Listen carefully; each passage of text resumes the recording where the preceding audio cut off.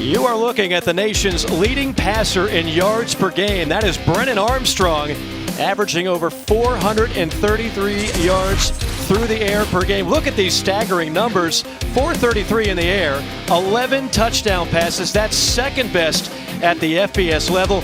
And he threw for a school record 554 last week. They are awfully excited about what the junior out of Shelby, Ohio brings to the table. The lefty has been on fire for this electric UVA offense.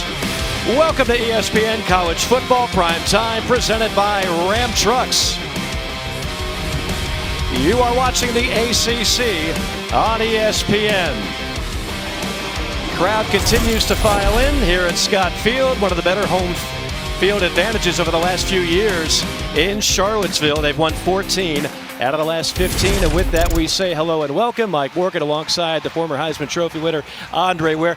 Andre, this is the kind of Friday night matchup we live for, right? We got a conference showdown, two rivals. We've got two of the hotter quarterbacks in this league, if not America. And in Brennan Armstrong, we've got one of the top arms not only in this conference, but maybe America. Yeah, no doubt. And America's going to get a chance to see him tonight. A guy that last year I would have described as an athlete, a thrower playing the quarterback position.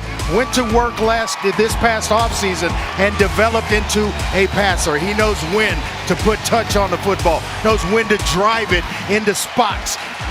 Mobile guy that can make plays with his legs and pull it down when you think you have him bottled up. The ball comes out. Eyes are always down the field. He's one of the best in the country, and we're going to get a chance to see it live tonight. It will not be easy against a Wake Forest defense that has been salty and very opportunistic. How about 9 takeaways already? Yeah, it's a group that Brennan's coming in here. He's on fire. This defense, hey, they're looking to put out the fire. They get after the quarterback, show you a lot of different looks, heat you up a little bit, and then they turn you over. 9 takeaways already this season. Getting after the quarterback is their specialty. You put the ball on the ground, they're going to take it away. +5 in turnover margin. This is why Wake Forest is undefeated. They completely took Florida State out of their offense a week ago. They'll try to do the same against a lethal UVA offense tonight. Wake Forest and Virginia coming your way from Charlottesville.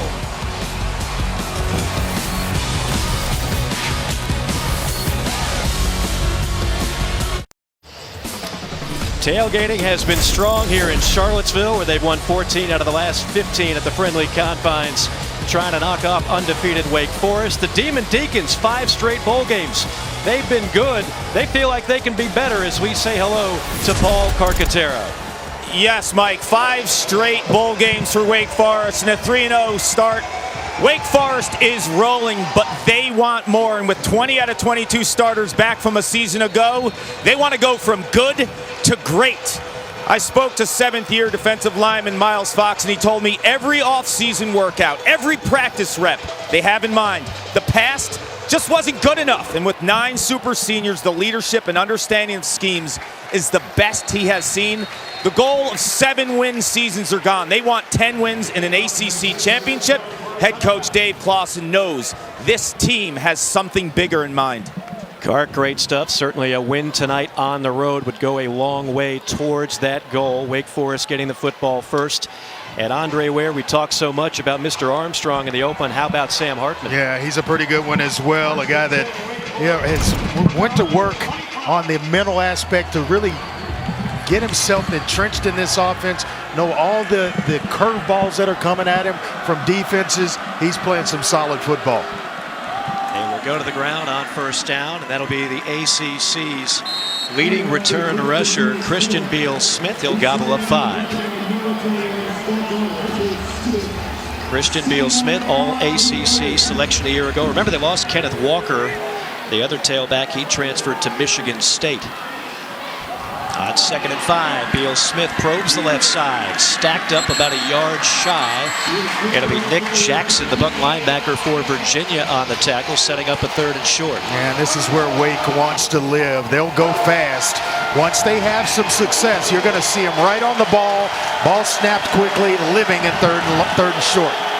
Keep it on the ground. A steady dose of Beal-Smith straight ahead. Gets a good push from that offensive line and picks up 5 more and a first down.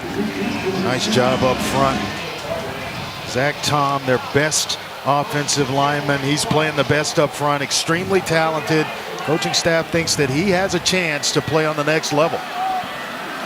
Hartman ready to toss his first pass. Plenty of time. Now flushed out to the left and throws complete. A.T. Perry, and they will say incomplete, intended for Perry, who was a primary target of Hartman's last week in the win against FSU. There you look at Dave Clawson in his 8th year. What a remarkable job he has done. 5 consecutive bowl games, 3 of those victories. A guy who paid his dues at a number of spots before he got the head coaching job in Winston-Salem. Tipped up in the air, and that is caught by a lineman. And down at the 44, that is Nagasam Naya, the right guard. It was tipped by Anthony Johnson. Yeah, right place, right time. And great coverage by Johnson on the back end, getting his left hand in there. But still a gain, and going to get Wake Forest to 3rd down and medium. Crowd ignites on 3rd and 5. Passes caught. Perfect throw right to A.T. Perry, who is closely covered by Johnson. Boy, I mean, blanketed. Perfect coverage, and the ball placement by Hartman's just perfect. 68% for Sam Hartman on the season, and that's why. Throws like that last one. Threads the needle on that one, and then is on target again. Complete at the 40. That's Jaquari Roberson. As good as Hartman has been, you got to be impressed with this group of receivers this year. Yeah, across the board. A.T. Perry, we saw him the previous play, and then Jaquari Roberson on the other side complement one another extremely well. 2nd and a yard. Again, they go up tempo. You won't see a ton of huddling for Wake Forest. Beal Smith straight ahead. He'll pick up a 1st down yard. Devontae Cross on the stop for UVA. What is it about, Andre, this Wake Forest offense that causes people so many problems? Well, it's the pace. It's the patience within the pace to get a personnel grouping on the field and keep them there. Hartman, all kinds of time, looking deep, wide open target, caught at the goal line, and a touchdown for Taylor Morin.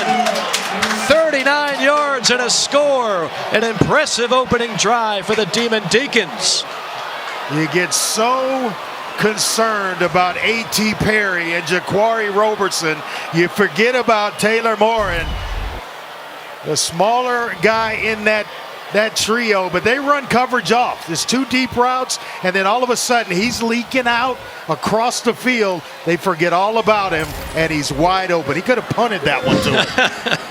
Morin, one of 11 players on this Wake roster from the state of Virginia, so you know that's extra special for him, and an extra special opening drive for Wake Forest. With 2 deep routes, and then here comes the crosser, Morin sneaking himself out the back door. He's wide open for Sam Hartman.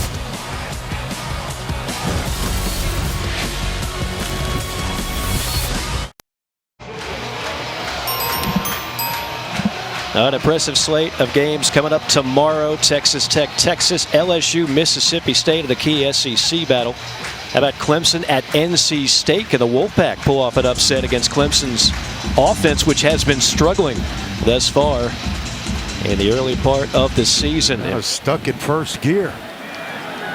Impressive opening drive for the Demon Deacons. It'll be Hollins from the goal line, breaking tackles, streaking down the far side, and takes it out to the 27-yard line, and that'll give us our first chance to see Brennan Armstrong. And you couldn't have played a better opening 3 games than Brennan Armstrong has. First in virtually every meaningful category in the ACC, and again, #1 in the country with those 433 passing yards per game. A young man who was a safety coming out of high school, and a guy that really has peaked at the right time for Bronco Mendenhall in this Virginia offense. They go to the ground on 1st down, and battering his way to the 35-yard line is Mike Hollins, the sophomore out of Baton Rouge. Yeah, he played a bunch as a true freshman. Very elusive running back, and almost kind of surprising to see him take that approach. A little nasty to start the game for Hollins. He's so elusive, so quick, that he doesn't take on a lot of defenders, but he did there on the first play. Darrington, the motion man, and a flag pre-snap. False start. Offense. Number 55. 5-yard penalty. Second down. Yeah, that's where offensive coordinator Robert Anae wants to stay out of. You know, you've got to make sure that you are not in long yardage situations. You were talking about Brendan Armstrong. Yeah, he kind of plays the position that way. And, yeah. and, you know, at least last year, he's not afraid of linebackers and defensive backs, almost looks up the contact at times. You're talking about a guy who wants to participate in UFC one day, so he's not going to be afraid of a hit by a middle linebacker. The lefty triggers one out in the flat, complete. And banging his way into the 40-yard line is Mike Hollins. But plays well beyond his years. And Bronco Mendenhall now in his 6th year. Remember, when he took over this program, Virginia was 2-10. They had hit a low point. 4 years later, they win the Coastal and they're playing in the Orange Bowl. Wanted a challenge. That, hey, I wanted a place to go where they weren't winning and there was something else that they were committed to other than just football. Armstrong cocks and fires deep down the sideline. Having a step was Dontavian Wicks, who has become his top target. He had a step on Gavin Holmes, but the ball a little bit too far. Yeah, Holmes listed as a true freshman because of the COVID year, but played last year and had an interception against North Carolina. But he was beaten on that play by Wicks.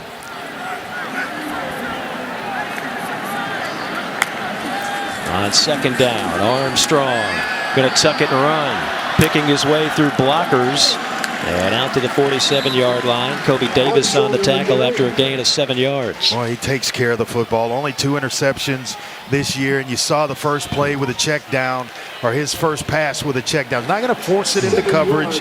Takes care of the ball, and then when everything is, seems to break down, no one's open, he can do that to get himself or his football team back in a short yardage situation here on 3rd and 3. Ronnie Walker, the lone back on 3rd and short. Armstrong with time, cocks and fires, complete.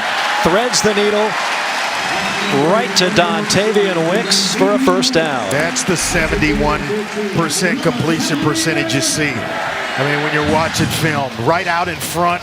Otherwise, Taylor's going to make a play, but the ball is placed so well to Wicks that it doesn't allow for Taylor to make a play on it. Wicks had a 40-yard touchdown reception on a go route last week against FSU. First down in Wake Forest territory. Breaking tackles, penalty flags on the play. Yeah, those are holding flags flying in. It certainly looked like it as Hollins picked up 5, but this one likely going back. Foul. Face mask. Oh, wow. Number 1. Wow. 15-yard penalty will be added to the end of the run. First down. That is on Kamara, the defensive tackle, 5th-year senior out of Richmond, Virginia. Usually don't see a guy 290 pounds wearing number 1, but you see it. I mean, every official saw it, is reaching out, grabbing, and it's obvious. He's in the game because Miles Fox unavailable tonight. This is the 8th play of the drive after a Wake Forest 9-play touchdown drive of their own. Rodriguez in the game. The utility man will give it off to Armstrong, and Armstrong is lassoed down for a big-time loss. That is the outside linebacker, Luke Masterson. The captain moved over from Rover, where he played in 2019, to linebacker this year, and split some time at Rover, but that's a heck of a tackle on a strong quarterback. I was watching Armstrong warm up. It makes the tackle even more impressive. He kind of looks like a rugby player. Yeah, he does. From the waist down. Big lower body. You'll see a lot of that chicanery out of the Virginia offense. 4 different players have already thrown a pass this year. Armstrong looking to throw one here, buying time, deep downfield, diving catch, touchdown! Grant Mish, the tight end, for 28 yards. Once again, it's the ball placement by Armstrong. Does he hold on? Does Mish hold on to this? No. Might have to bring in our rules expert, Matt Austin, to see if he believes this is a catch. I'm not sure. Yeah, Andre, taking a look at it, I don't think this is a catch. There was too much of the ball hitting the ground. If he secures possession, then the ball touches, it's a catch. but I think he's barely got fingertips on it. I think the ground definitely helped him catch this ball. I think this will be overturned. I totally agree with you there, Matt. Our replay official is Bob Welch, and he will likely make a change on this one. We are averaging this year 2.1 replay stops a ball game. That's down from 2.5. We've got an average of 1 overturned. Oh boy, was replay. that a well-thrown ball? Oh, it's a great effort on both parts. Either Mitch is going to catch it, or it's not going to be, either tipped or intercept. Anything. It's going to be my guy's going to catch it, or nobody's catching it, and he put it right out there for him. It looked like there was really nothing developing on that play at all, and then all of a sudden he just fired one downfield right on target. I am in full agreement with Matt Austin, though, that I don't think it's a catch. Never really had control, fingertips, and then it goes to the ground. I think they're going to overturn this one, bring it back.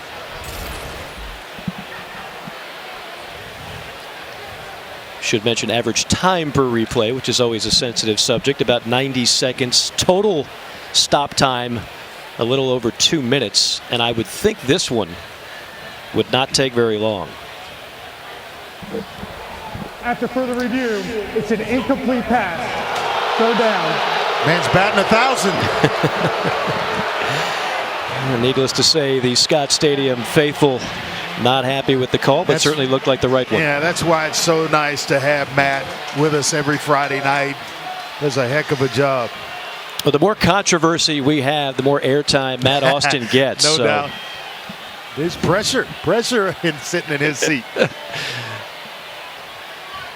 Now, what a difference that call will make. Where are they going with the football? Got an official going all the way back almost to midfield, and it's going to be about the 28-yard line or so is where it should be spotted. Yep. Finally got that right. And now a long yardage third down situation here for Brennan Armstrong. Third down and 19. They've been magical, though. 48% on third downs for the season. Yeah, so far their offensive numbers have been video game-like. 3-man rush on third down and 19. Armstrong taps, fires, and again right on target. My goodness. The accuracy is just staggering. And you can see him go through the progressions. See if he gets a foot down in bounds. Looks to be good. You can even see a little green in between. 20 yards of first down. Andre, you and I have seen this kid on television like some people have. In person, it's even more impressive. Well, when you start watching the film on him, it's impressive there as well. But to watch him go through his progressions, throw the ball accurately, and then maintain his poise, it's next level stuff. First and goal. Armstrong going to keep it himself. Little pitch play, and in and out of the hands of Mike Hollins. That's a dangerous play. Luckily for Hollins, it goes out of bounds. I thought for sure Armstrong was going to keep this one. And really, you're running out of pitch room, and the pitch relationship has really broken itself down, which is why Hollins couldn't handle it. Go ahead and keep that one and eat it, and he likes to challenge defenders. There's a golden opportunity that had passed him by. What a drive this has been for the Cavaliers. The 11th play of the drive. Well, second down and goal. Yep, man-to-man up top.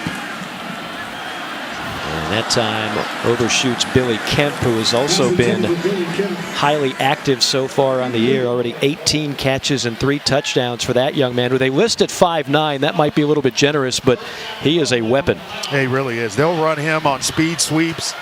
Caught a pass in every game, all 10 games last year, and averaged about 6 receptions per game last season. So they like putting the ball in his hands. What are you looking for here on third down? Well, it looks like almost a quarterback run, where the way everything's set up, almost a 4-1 front. You can run quarterback draw here. Armstrong. Pressure up the middle, and that time a little too much hot sauce, but a penalty flag on the play. Wicks was the intended target. And it might have been some contact in the Wake Forest secondary. Defense, number 6. Half the distance to the goal. Automatic. First down. That's their best cover guy, Jasir Taylor. And they're going right at him. I mean, he's so confident with his arm that it doesn't matter what the scouting report says or how good a guy is in coverage. You see just the tug on the back of the jersey. Not a whole lot, but just enough to draw the flag. Keep an eye on Jelani Woods down here as well, the big 6'7" tight end, wearing number 0. Timeout on the field, 7:42 to go. Make it 7:41 first quarter. Demon Deacons up 7-0.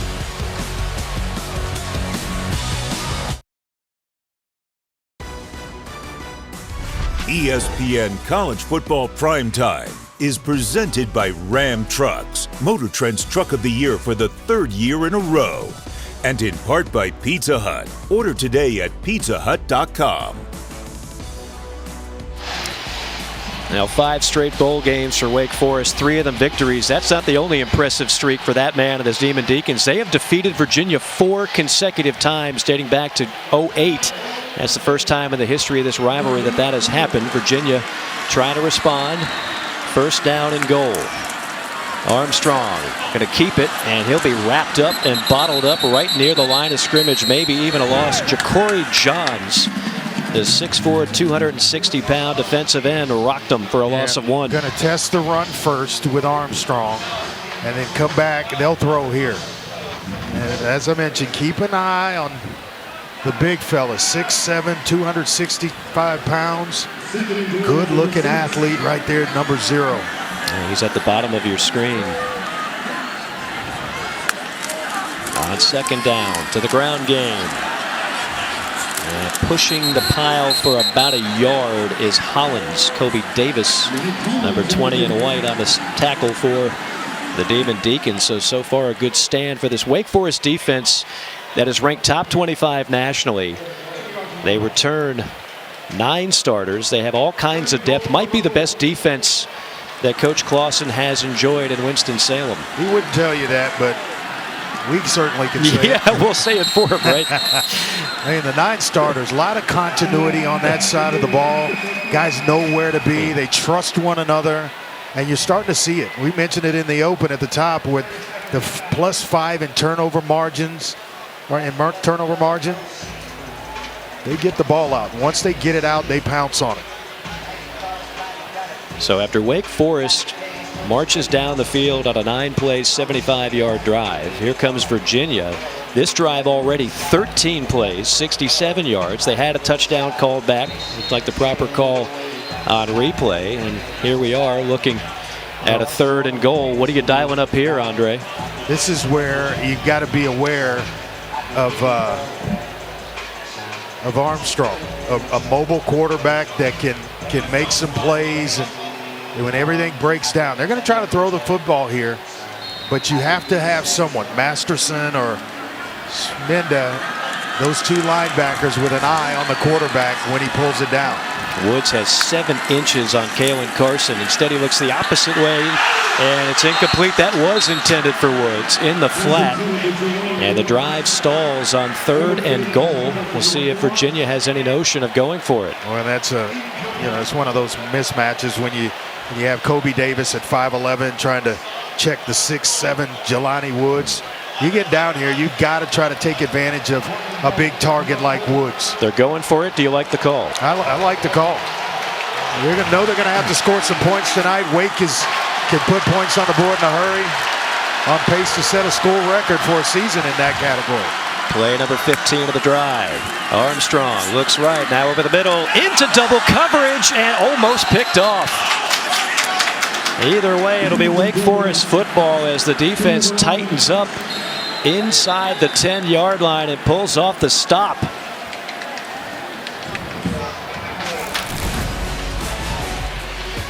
Virginia comes up empty. Wake Forest back with the ball when we come back.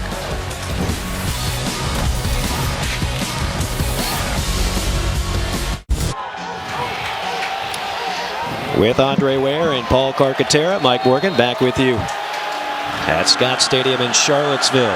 Don't be surprised if they don't throw it here. Hartman Finds that mesh point, nice. Then gives it off to Beal Smith. Breaking tackles, first down yardage for Christian Beal Smith, the junior out of Winston-Salem, a pickup of 13. And I say that because you got an experienced quarterback in Sam Hartman. He's not going to hold on to the ball long. And you got these outstanding receivers on the edges in Perry and Roberson. Beal Smith averaging nearly 6 yards a carry, and he'll gobble up a few more here. You know, I've been calling games of Sam Hartman since his freshman year when he was 175 pounds. Now he's 210. He's developed physically. More importantly, mentally. He used to get really frustrated when he made a mistake. Now he's learned how to breathe. He's learned how to let it go. John Wolford, a former quarterback at Wake Forest, has been instrumental in terms of his mental therapy.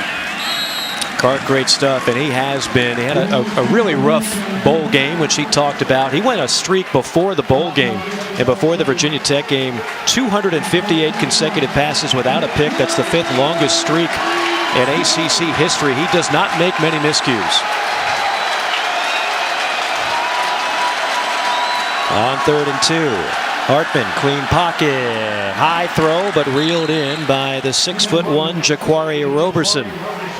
Well, you got 6'1" on one side and 6'5" on the other.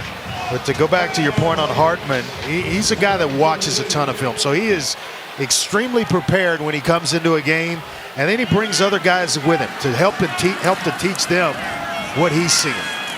Beal Smith, again, grinding between the tackles for 3 more yards. This Virginia defense got absolutely annihilated against North Carolina last week. They gave up 699 yards. They currently rank 92nd in the country in total D. You look at the talent, you feel like they're better than that. They just haven't shown it as of yet. I'll tell you who has shown it. Sam Hartman, again on target. That is A.T. Perry, a 6'5" sophomore out of Lake Worth, Florida, who somehow fell through the cracks.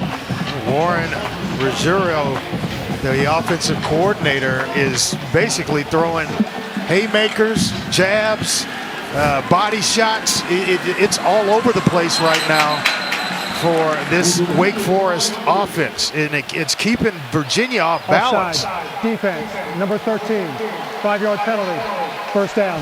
That's on the Mike linebacker, Hunter Stewart.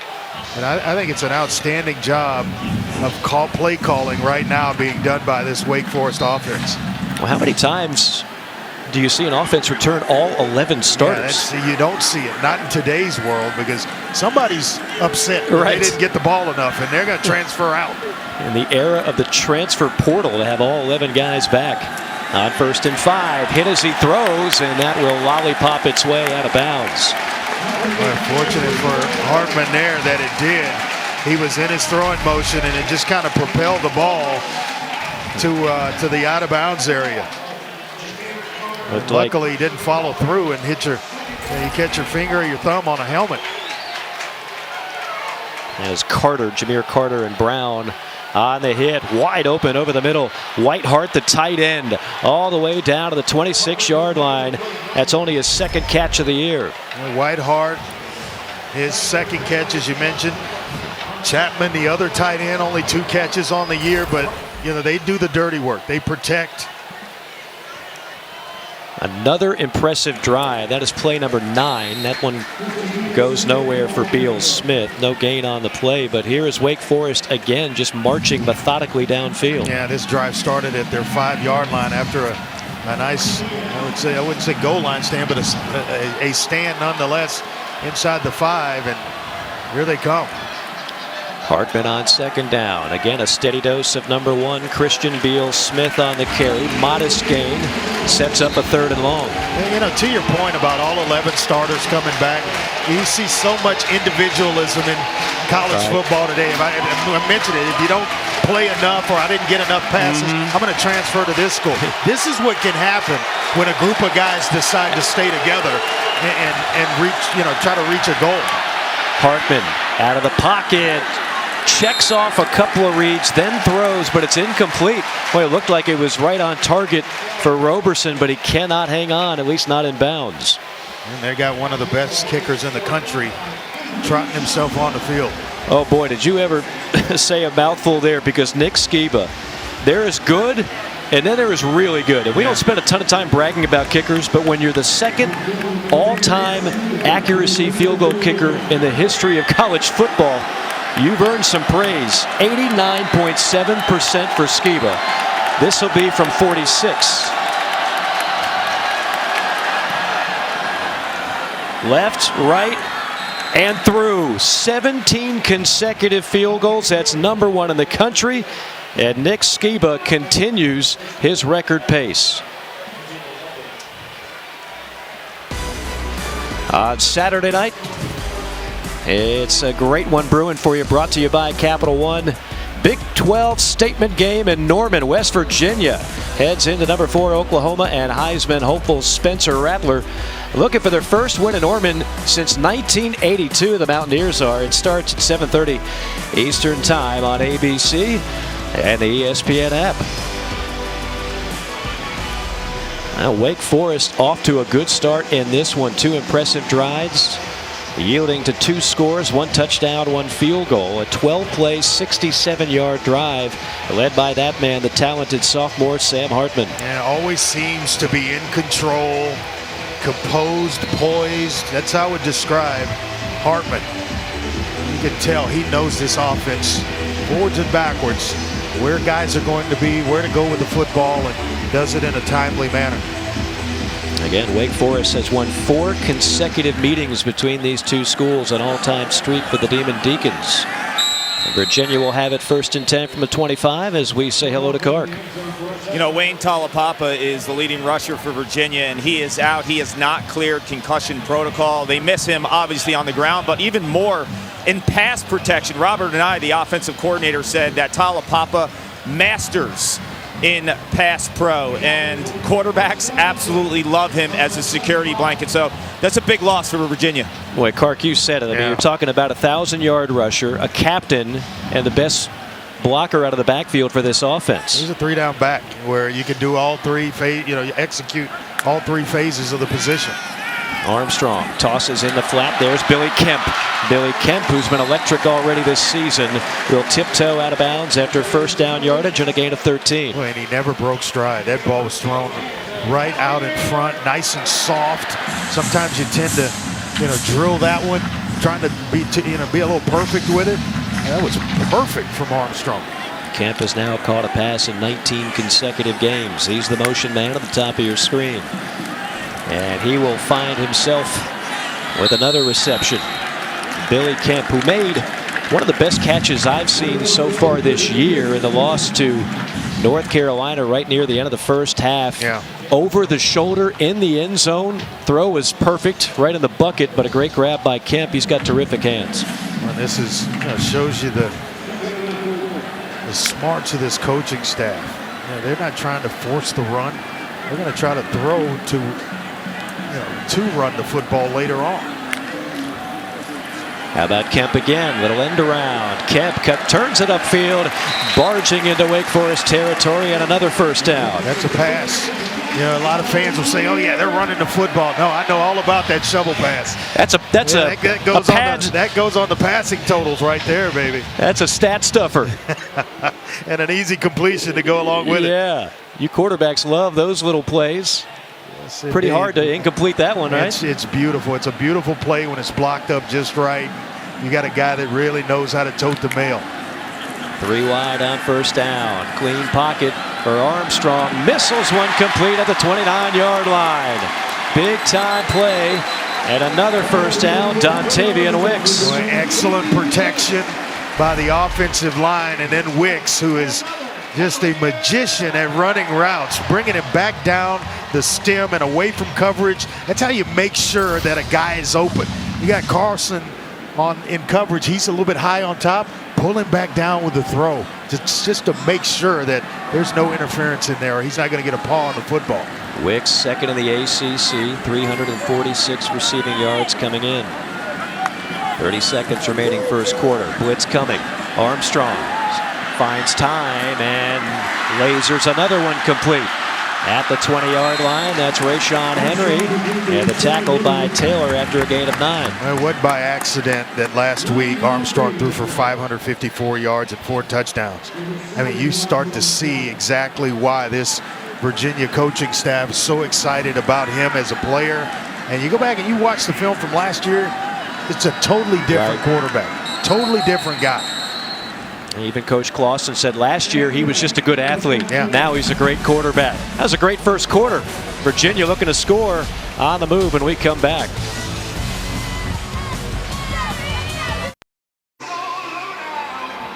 Well, that is Robert Anae from the state of Hawaii, former offensive lineman on that national championship BYU squad, led by, of course, Lavelle Edwards, leading the top passing offense in the country. Great conversation with Coach Anae, who admits he doesn't even know where his national championship ring anymore is, but he says... I was shocked when he said that. I know Andre knows where his Heisman is. I know that. You're right. Second down, a little throw underneath to Billy Kemp. But, you know, spoken like a true former offensive lineman, Robert Anae told us everything starts with the protection. He believes because we've had great protection by that offensive line, that has paved the way for the offense to be so explosive. 100% in agreement. You can have all the skill position players back, and if your stuff's not taken care of up front, the 5 guys up front, you can't function as an offense. And they're so important that they make every single thing go. I believe they got a couple of pros on that offensive line. So it's going to be Billy Kemp again, and that one is strung out by Wake Forest. You guys are talking about Coach Robert Anae. I asked him what's the #1 trait for an offensive lineman. He said, love the game, and how hard do you work to prepare to be great? It's all about the details. And he was simple in terms of his message to us guys, right? Wide receivers, get open, catch the ball, work, prepare, be ready for excellence. They have provided just that in the early part of this season. This is not an easy offense to conquer. There's a lot of moving parts, including 99 Keaton Thompson, who's back in the game, and he can do a little bit of everything. He's their slash. Armstrong looks one way, now another, now flushed out. Scrambling. Armstrong showing off some speed and will tiptoe out of bounds near the 6-yard line. Yeah, Masterson couldn't get to him. One of the better sideline-to-sideline players in the conference at linebacker, and just couldn't close the gap on Brennan Armstrong. And they've been down here before, right, and couldn't cash in. Yeah, they had a 15-play drive all the way to the 5-yard line and then could not convert on 4th down. And now you're looking at 3rd down. Change the play here. Maybe get outside to the one-on-one up top. Hollins trying to pave the way for Armstrong, and a good lick there by Nick Anderson. Young man came in an angry way, 3rd team All-ACC last year. And he came in and lowered the boom on the big fella. Force a field goal attempt here, being down 2 scores. A little bit disappointing finish to both of these drives for Virginia. They marched down the field, failed to convert on 1 4th and goal, and now will settle for a chip shot field goal. This will be from 21 yards for Justin Dunkel. And the sophomore out of Great Falls, Virginia, hammers it home. 10-3 our score, 12:07 to go. First half from Charlottesville.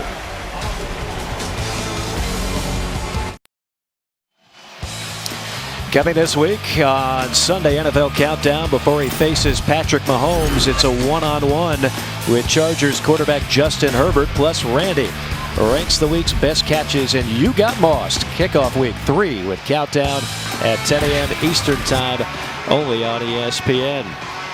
Mike Morgan, Andre Ware, Paul Carcaterra from a raucous environment here at Scott Stadium, where they've won 14 out of the last 15 at home. What do we like about this mesh point for Wake Forest? Well, they changed in about between 2016 and 2017 to really allow for the offensive linemen to get up on backs, develop the play slowly. Then the safeties, they get a little eye candy. They want to come up and help in run support. That frees up receivers to go right behind them. They're patient with it.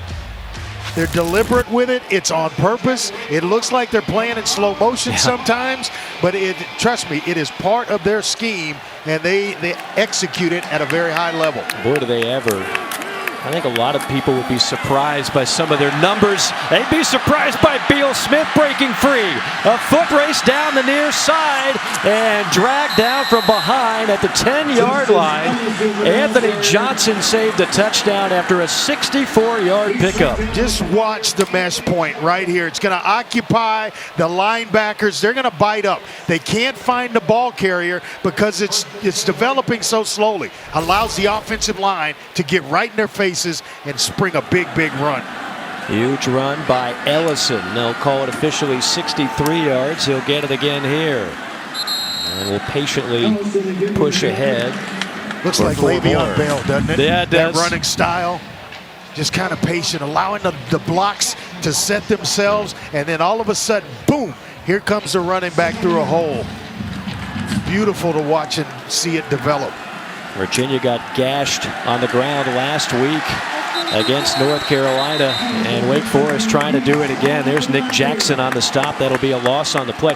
I think a lot of people, Andre, would be surprised to know, of all the talented offenses in this ACC, the only program other than Clemson to average over 30 points a game the last 4 years, the Demon Deacons. And Wake, that's why they're going bowling just about every year. Wake 3 of 4 on third down. Hartman flushed out. Defenders breathing down his neck. Hartman turns it upfield and then will step out of bounds around the 5-yard line. He had Noah Taylor and Mandy Alonzo in hot pursuit. He doesn't have to run 4-4, just got to run faster than the guys chasing you. And a late penalty flag. Holding. Defense. Oh boy. Number 1. Half the distance to the goal from the end of the run. That is a huge call. That's on Nick Grant, the safety. Yeah, you're going to see him working against Roberson. Just holding on, and that'll give him a fresh set of downs. Make it a goal-to-goal situation here.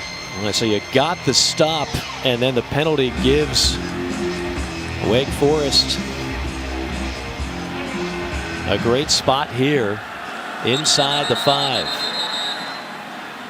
And now a timeout called by Dave Clawson. Timeout. Wake Forest. Wake Forest up by 7 and threatening with 10:27 to go first half.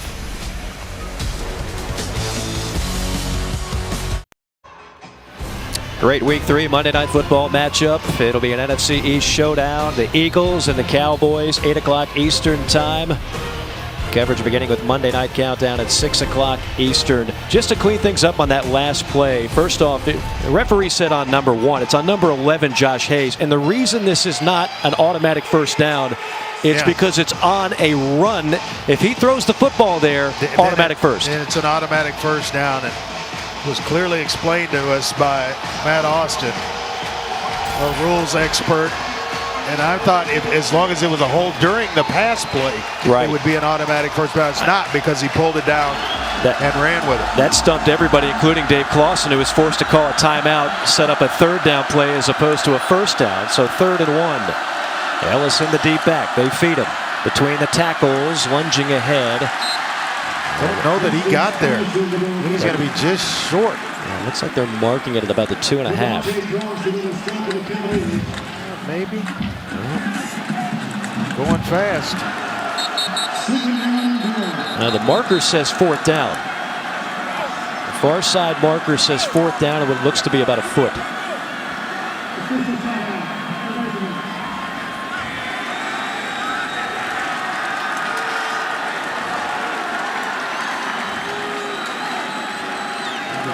Take a look at this, maybe measure this one.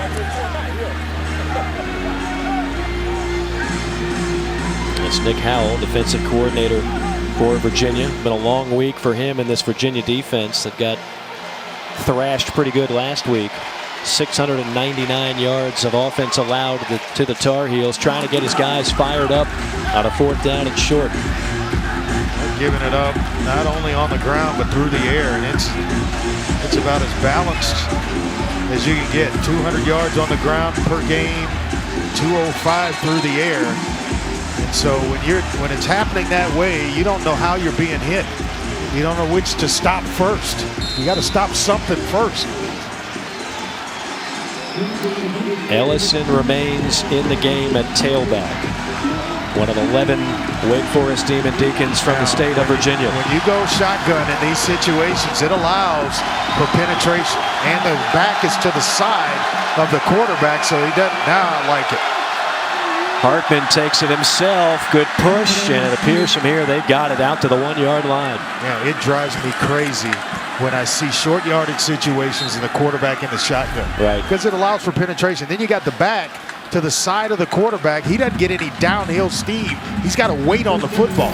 These defensive linemen aren't waiting. Hartman, a fearless runner. Hands it off here. Plunging into the end zone. A touchdown for Justice Ellison, the freshman. Yeah, that's where it's so confusing when you play Wake, because there's no hesitation. There's no mesh point to that one. That's just, hey, let's get a full head of steam and get in the end zone. How about the front five for Wake Forest? We talked about that Virginia offensive line. Demon Deacon front five winning the battle of the line of scrimmage on that drive. Skiba on for the extra point. And the crowd here in Charlottesville has been silenced. 17-3 our score. It started with the mesh point with Hartman and Ellison. A big run to get this drive started. And then to cap it off, they didn't wait. They gave it to him coming right downhill.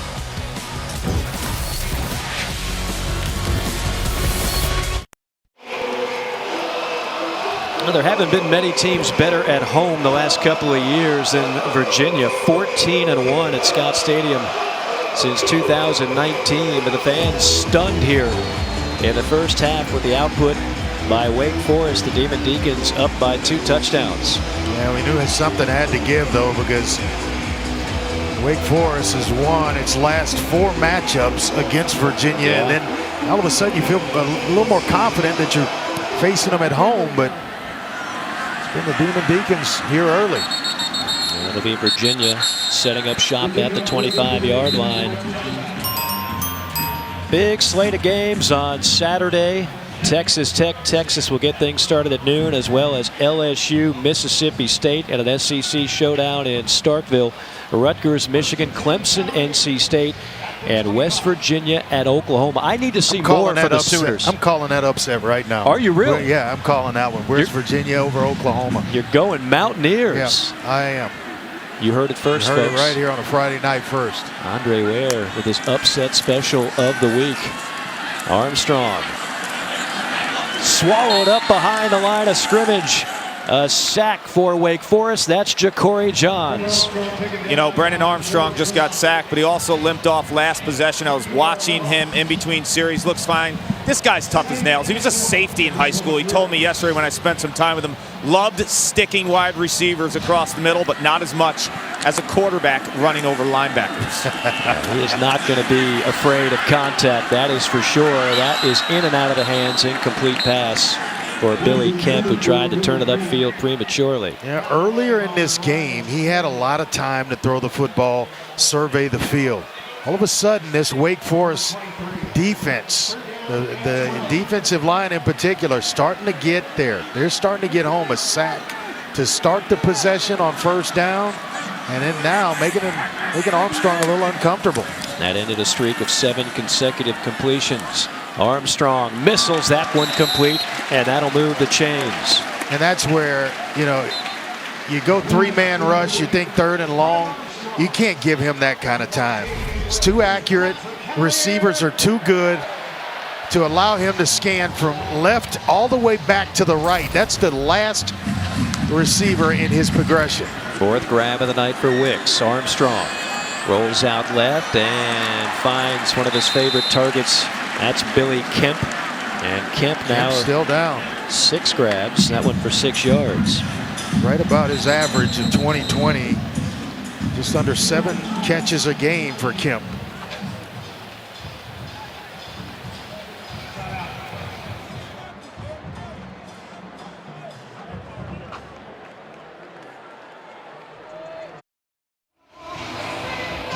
Well, while we were away, Billy Kemp, who is such an integral part of this Virginia passing game, he was down for a while, then he sprinted off the field, and then he looked to still be in some pretty good pain.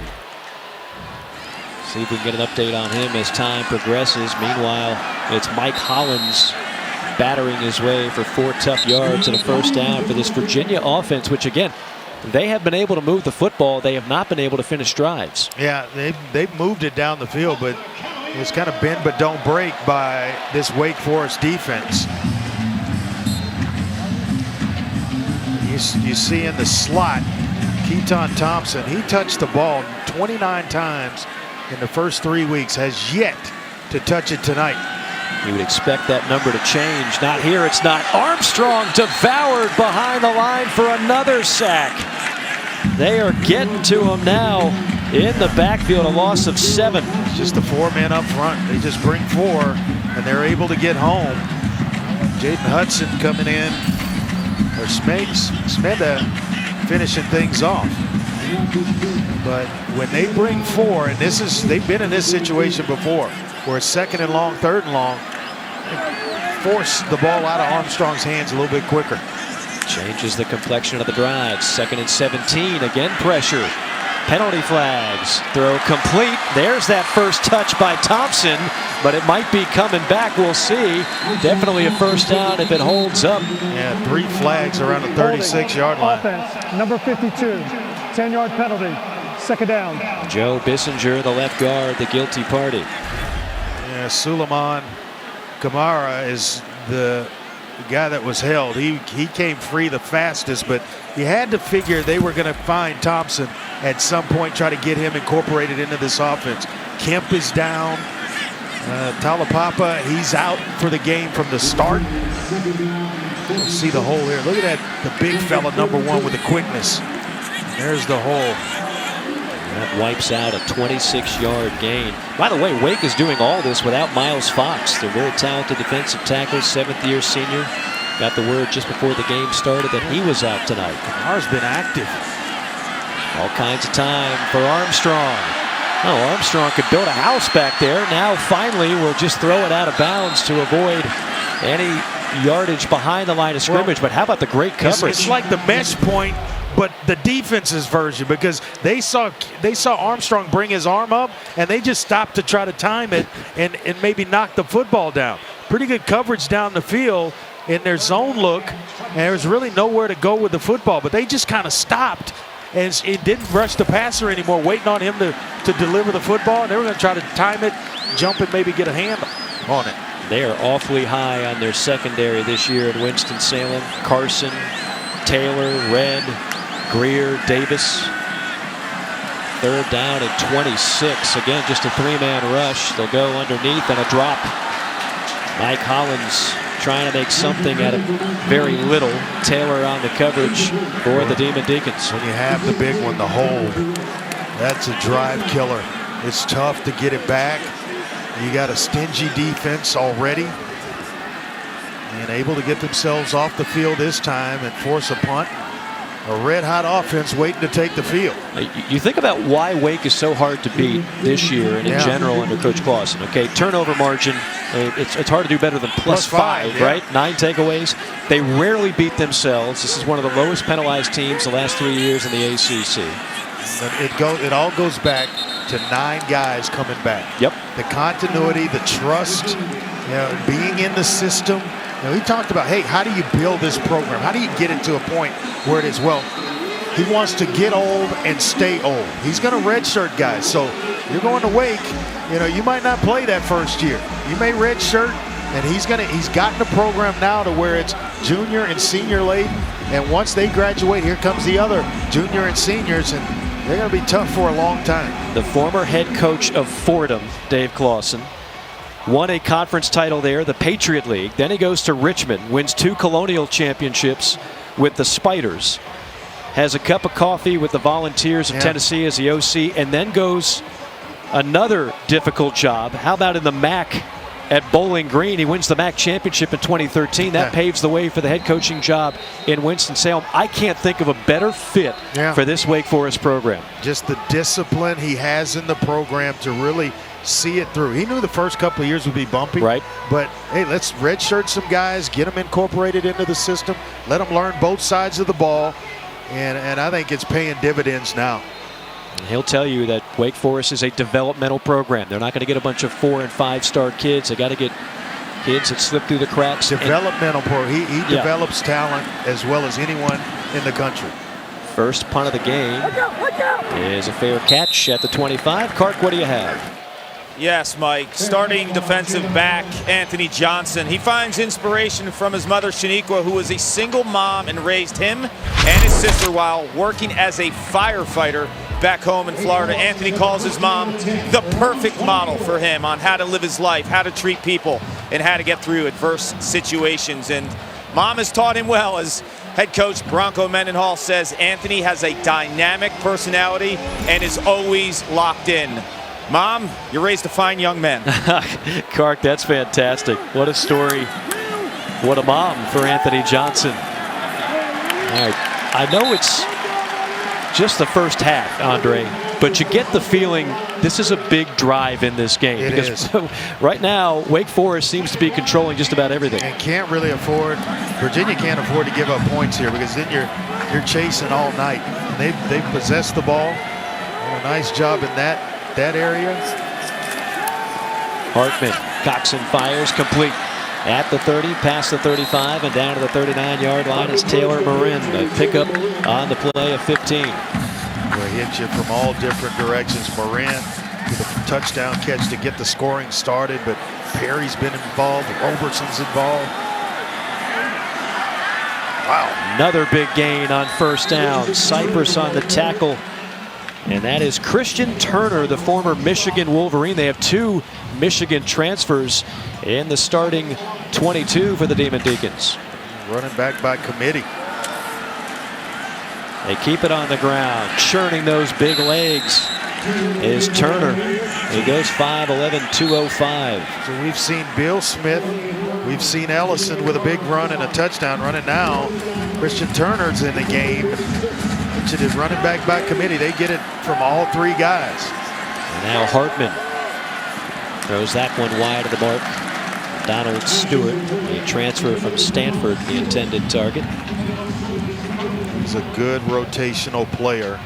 Stewart missed some time last year, but he's another big-bodied receiver that they rely on. Gaping hole up the middle, past the 40 to the 41 is Christian Turner for 7 more yards. Well, they just washed everything down, and all of a sudden Turner had a huge hole to run through to get it to 3rd down and short.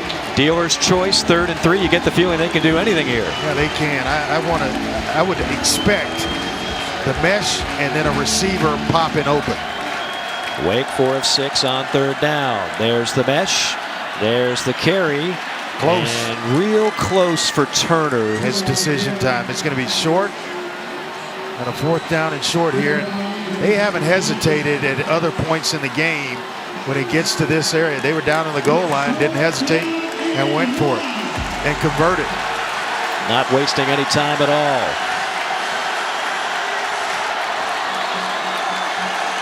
Smart, experienced quarterback. Looked like there might have been some motion. No penalty flag? Yeah, there it comes late. Hartman kept it and appears to have it, but we'll see what the call is. Might change the offside. Defense. No, definitely number won't. 91. 5-yard penalty. Result of the penalty. It's First on down. the defensive end, Mandy Alonso, critical penalty. But Hartman comes up, he gives a hard count, trying to get the free 5 initially. Then when they don't jump, hey, just go under center and run the quarterback sneak.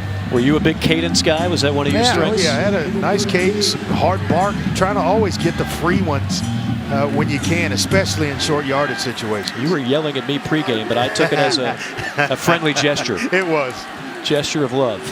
First down. Again, big hole up the middle. And again, good yards on first down. That's 7 more on the pickup for Turner. Joey Blunt on the tackle, whose father, Tony, was a safety for Virginia back in the late 70s. With just that hesitation allows this offensive line to get up the field on linebackers, and that's tough to find the ball. Tap dancing, and then going forward to the 21 for the first is Turner. He just kind of sat there surveying. Yeah. Okay, now I'll go forward. You think, okay, why don't we attack this? You don't attack it because Hartman's going to pull it and hit a pass right behind you. So you have to play patiently on defense to find the ball and seek it out and then go hit it. But that's tough. If you come up the field, you know the ball's going out behind you. From the 21-yard line on first down. Again up the middle, and again a big gain. Almost lulls you to sleep. Some of these defensive linemen, I mean, it's like, wait a minute, you're playing too slow. I'm used to fighting guys off and slipping blocks and making tackles. What are you doing? I mean, you're not really blocking me. Has the ball even been snapped? Is probably going through a lot of his mind. It takes away some of your aggressiveness. No doubt about it. 2nd and 4, Wake Forest again just marching down the field. This will be the 11th play of the drive. Different way to play football, yet it's effective. And it just goes to show you the amazing coaching job that Dave Clawson has done at Wake Forest. Trips to the bottom of your screen, and that's where they'll go. And weaving his way inside the 10-yard line, that's Keyshawn Williams, freshman out of Philadelphia. Nice edge blocks. When you get in these formations, you run these tunnel screens, you got to have some guys that are willing to do the dirty work. Guys are going to block out on the edge and hold the point of attack.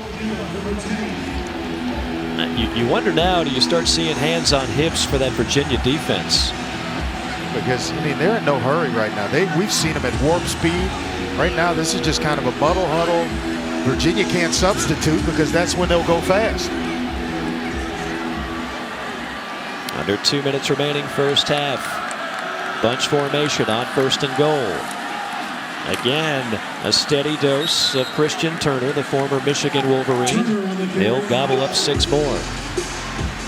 That's got to be tough to defend. You got the experienced quarterback that knows exactly when to pull it, and it's coming. It's coming. As long as the run's working, you know, they'll stick with it, but at some point he's going to take a shot. Virginia calling timeout. 17-3 our score, 1:43 to go. I think we need to check in with the studio and send it over to Matt Berry. Hello, man. That sounds like a good idea. Coming up with the Sling TV halftime report, the big one at Soldier Field, Notre Dame and Wisconsin. We'll give you a matchup to watch in that one. Plus, can the Arky D get an A against Texas A&M? We're going to break that one down. And you know it, you love it, you want it. Virtual locks. America's in the lead over Joey Galloway. Jesse Palmer and Joey join me. Coming up on the Sling halftime report. Tell you what, that's another team that's running it well. Arkansas. Yeah. That is a team. A&M's going to have to score in that game. Their offense has been sputtering a little bit with a quarterback having to go to a different quarterback. Right. They've struggled on offense, and Sam Pittman has completely changed the culture in less than 2 years in Fayetteville. I said this week, these two coaches I could play for. Yeah. I could go play for Sam Pittman. Oh, heck yeah. Oh, yeah. I could play for the big man. I have a feeling a lot of young men are thinking the same thing in the recruiting process. Hartman on 2nd down. Rifles, and that one should have been picked off. Devontae Cross had it right in his hands. I think Nick Jackson got a hand on this football. 6 right into your screen is right there in front of him and almost rewards Cross on the back end. Just hold on to that one, and all that has happened before is for naught. Another lengthy drive for Wake Forest now. 14th play of the drive. And it's a big one, 3rd down and goal. Hartman out of the shotgun. Cavaliers rushing 3. Hartman gets out of trouble, delivers, incomplete. Good coverage. Excellent coverage. Blunt on the back end. He's a playmaker on that back end. Banged up last week against North Carolina. He was ready to go this week. Good size at 6'2", about 195 pounds. And here comes Mr. Automatic. Yeah, how about 17 straight for Nick Skiba? Yeah, he had a string of 34 straight last year that was snapped. Again, just under 90% career. That's second all time in the history of college football. Snap and hold are good. Kick, perfect. What else is new? Skiba gets it done. Wake Forest drive. Down the field in 15 plays, 71 yards, 4:55 off the clock. Saturday Night Football presented by Capital One is a Big 12 statement game in Norman. How about West Virginia? Andre Ware has already called the upset. The Mountaineers are going to take it to the Sooners. That would be the first time that's happened in Norman since 1982. That'll start at 7:30 Eastern Time on ABC. If this happens, I'm calling you Saturday night. Dial me up, man. I'm going to give you a big pat on the back. There should be some Oklahoma Sooner fans that are a little scared. Last time I called for an upset against them, it happened against BYU a few years ago. That's one of those scenarios where they had a bunch of skill position players coming back, right, and didn't have the offensive line in sync. BYU went in there and took it to them. Boy, you're a popular man everywhere we go nationwide. I don't know if they're loving you in Norman, Oklahoma right about now. They're just hoping I'm wrong so they can say I told you so. Oh, goodness. Mike Morgan, Andre Ware, Paul Carcaterra. It's been fun so far, a little bit surprising. Remember, Virginia's actually a favorite in this ball game, despite the fact that Wake Forest comes in 3-0 and they've defeated the Cavaliers 4 consecutive times. And that'll be out of bounds, so good field position for Virginia with 1:26 on the clock. The ball will be placed at the 35-yard line. First down. Actually, 1:23. No timeouts, however, for the Cavaliers. How about this Wake defense? Yeah, it's been smothering at times. A couple of sacks early here in the first half, but stopping the run. They've been excellent in pass coverage and getting after the quarterback, and they've been bend but don't break. Virginia's been able to drive the football down the field, but they get in the scoring zone, and they've been turned away a couple of times. Have yet to force a turnover, but boy, they have been solid on that side of the ball. 91 seconds. Let's see if Armstrong can provide some magic. Not that time. Heavy pursuit and brought down by Masterson. And number 40 for Wake Forest, that's Rondell Bathroyd. Yeah, the captain gets home. I mean, he's the leader on this team, a guy that makes the calls, and a nice pass rush move, a little up and under. Could not stop him from getting to the quarterback. Demon Deacons rushing 5. Nice catch from behind. That's Jelani Woods, the 6'7" tight end. And kind of waiting on him to get going, both he and Thompson. Got to figure out a way to get Thompson involved in this game. Again, no timeouts for Virginia. On 3rd and short, jump catch complete near the 45. That's Dontavian Wicks, and that should be a first down. They'll stop the clock momentarily. Until they move the chains. Or are they going to give him a first down? Maybe they did not. Yeah, they did. Yeah, it's first down. Finally got the chains in place. From the 45. Armstrong, heavy pursuit, and he goes down again. Another sack. It's the safety, Travion Red, a runaway freight train. Yeah, he knows how to time blitzes. He lets the protection set itself and right into the front doorstep of Brennan Armstrong. That is the 4th sack for the Demon Deacons. 2nd and long. And that one goes nowhere. I tell you what, they rush 3. They give you a bunch of different looks. They rush 4. They come with some blitzes. As a quarterback, it makes you think every single down. Identify where they are on the field. Where am I getting the pressure? Okay, they're sitting. I got time. But then there's coverage on the back end that you just can't throw into. So they are forcing Brennan Armstrong to play the game between his ears. Might be the story of the first half. Again, Armstrong in trouble. Again goes down right near the line of scrimmage. If they give him a yard, it won't be a sack, but either way, a great play. That's Luigi Villain. What a display defensively by this Wake Forest defense. Wow. Wake Forest impressive, up by 17 here in Charlottesville as we send it to the studio. Guys, thank you. Welcome to ESPN College Football Primetime, presented by Ram Trucks. You are watching the ACC on ESPN. Wake Forest in dominating fashion in the first half, shutting down the nation's top passing offense and holding the Cavaliers to just 3 points. Welcome back inside the booth, everybody. He's the Heisman Trophy winner, Andre Ware. Mike Morgan with you as well. And it never fails, Andre. We talk so much about these two offenses and so much about Brennan Armstrong. We did mention Wake's defense is good. We didn't mention they'd be this good tonight. Yeah, they have gotten after the passer. Four sacks in the first half of this one. Basically control the game and the tempo. Kind of bend but don't break. And they've been spectacular on that side of the ball. Now 4 sacks, several pressures and hurries. Virginia's offense, after a couple of drives that stalled, after that they really could not get much going offensively. Big first drive here in the second half, and then it'll start from the 15 as we check in with Carter. Well, Mike just spoke to Virginia head coach Bronco Mendenhall, and Wake Forest has 156 yards rushing. He's not thrilled with his defense by any stretch. He said they're not tackling well, too many yards after contact. Offensively, when Brennan Armstrong and this group take the field, the focus, they got to win their one-on-one matchups. He says Wake Forest defensively is in a lot of single high safety looks. The guys on the outside have to make plays. No run game for Virginia either. Putting more pressure on Armstrong in this passing attack, which will get it started with a tip and almost an interception.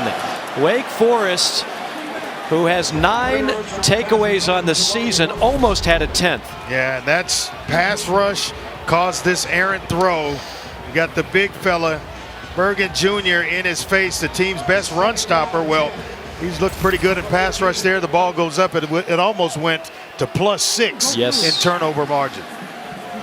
Jelani Woods, who had a rather quiet first half, the 6'7" tight end, transferred from Oklahoma State.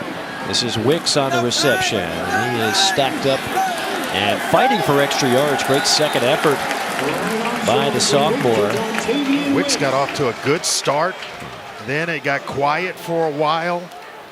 Had 5 catches on 8 targets, 72 yards, and then they just kind of took him out of the game. So let's talk about this Virginia offense for a moment, Andre. What do you want to see out of them in the second half? Well, they got to have some type of running game to keep this pass rush a little bit more honest.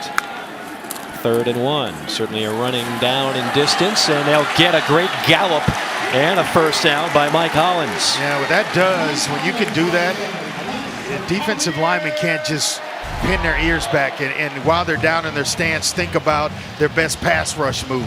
They've got to play the run on the way to the quarterback and just sprinkle a little bit of that in every once in a while if you're Virginia. Armstrong and the Cavaliers will go empty backfield on first down.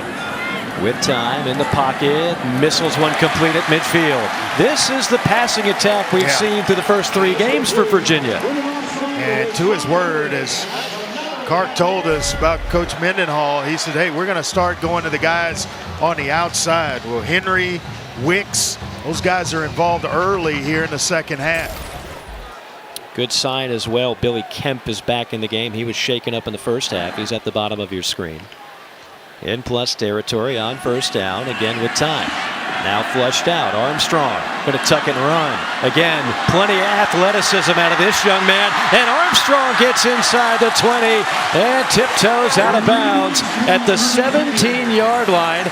A scamper of 31 yards. Boy, excellent job with some edge blocks along the way that allowed Armstrong to turn up the field. Yeah, he's just fast enough to make plays where it keeps the defense honest. It's a nice start to the second half for Virginia. That was the book on Armstrong last year. Good athlete, but didn't know a ton about his passing skill. This year, it's been all about that left arm, which will go to work here in the corner. And that one too high and out of the reach of Henry, who was well covered on the play. Yeah, but he went to the right place with the ball. They ran a smash route where you have a little 6-yard sit down by the outside receiver. The inside receiver is going to the corner of the end zone. Read it perfectly. Just pretty good coverage on the back end. But that's where you go with the football. 7th play of the drive. And an important one to start off the second half, down 17.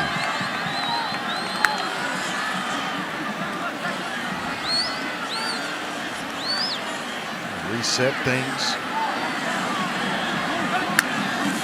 4 in the pattern for Armstrong. Steps up in the pocket, rifles one complete, and a second ever touchdown by Jelani Woods, the tight end. 17 yards and a score. Been calling for it all night. The big fella get down in the red zone at 6'7". You have to be an option. You have to be involved in what's going on offensively. And he waited out the 6'7" Jelani Woods. Delivered it on time. Excellent placement of the football, and just the size takes over. He's got guys just bouncing off of him. Easily the best drive of the night for Virginia. 7 plays, 85 yards, 2:23 off the clock. Dunkel on for the extra point. Sneaks it through the upright, and it's a 10-point game in Charlottesville. Yeah, a little square in by the tight end, Jelani Woods. It's timed perfectly by his quarterback, Armstrong. Hey, get off me. We're back in this thing.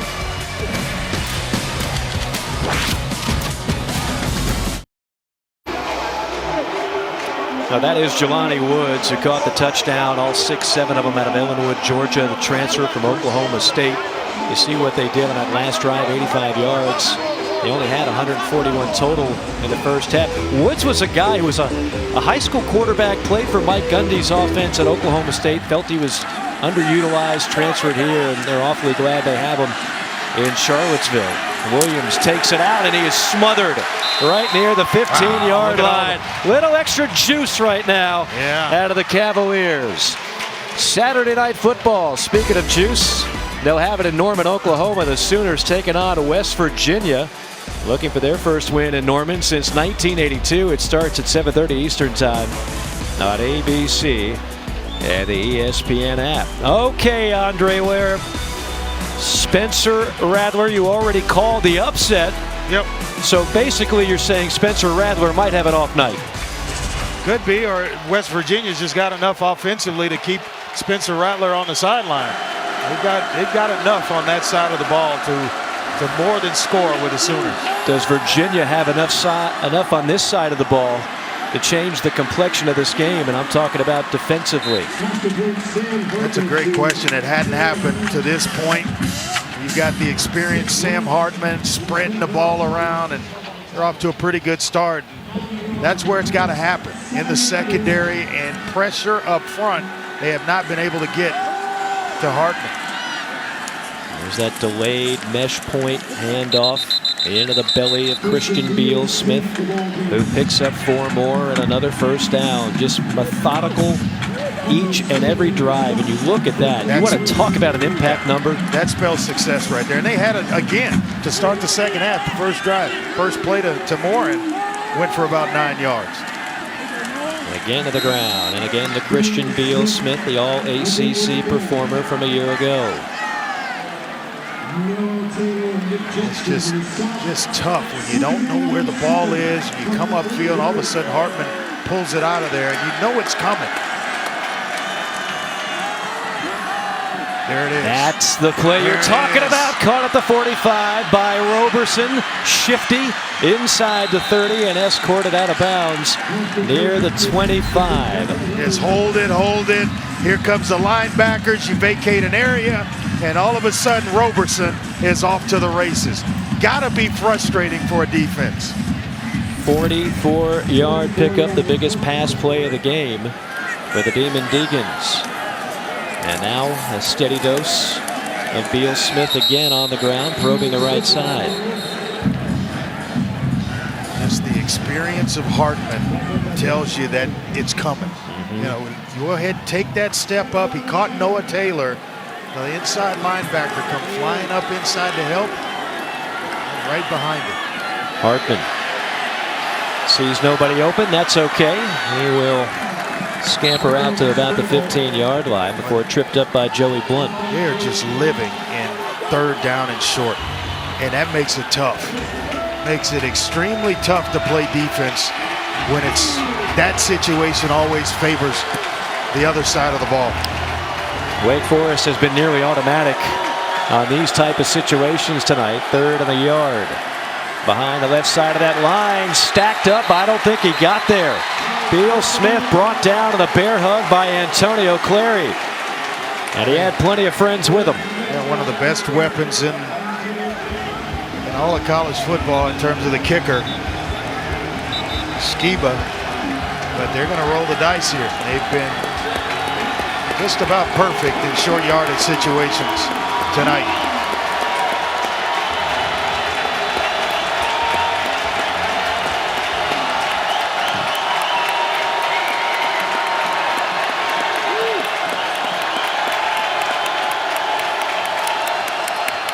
Beal Smith straight ahead, banging bodies and out to the first down.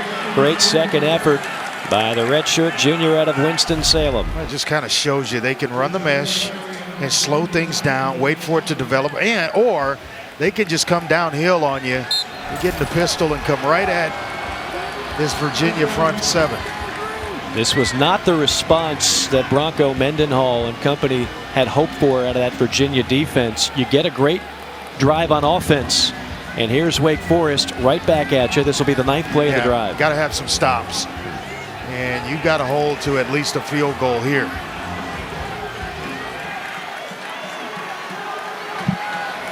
Going with a little wildcat and a little razzle-dazzle into the hands of Hartman. Wide open end zone, touchdown! What a call! Blake Whiteheart, the tight end, for a 12-yard score. Looks like they took that one out of the Virginia playbook. I mean, gave it to Hartman, and all of a sudden the tight end, Whiteheart, is wide open in the end zone. Deflating. I thought Virginia was the razzle-dazzle team. Yeah, where they've got a formation where 3 quarterbacks or former quarterbacks have touched the football and a completion. Well, that came right out of Virginia's playbook. Goodness, did that take the air out of this building after an impressive opening drive for the Cavaliers? Wake Forest comes right back down. They responded right back to that scoring drive. 9 plays, 83 yards. They're taking a look to see if Whiteheart got a foot down. I didn't think there was any doubt that he got it down before he went out of bounds. Waiting on it to make sure. Oh yeah, he's in. A couple of times. Now he came into this game with 1 reception on the year. Now he's got 2 in the game and 1 for a score. Juan Ruggiero has called a magical game. He's in a groove right now. Yes, he is. Everything he dials up seems to work to perfection. Mr. Automatic, Nick Skiba, tacks on the extra point. How about Wake Forest tonight? Beal Smith to Hartman to the tight end, Whiteheart. Wake Forest on top by 17.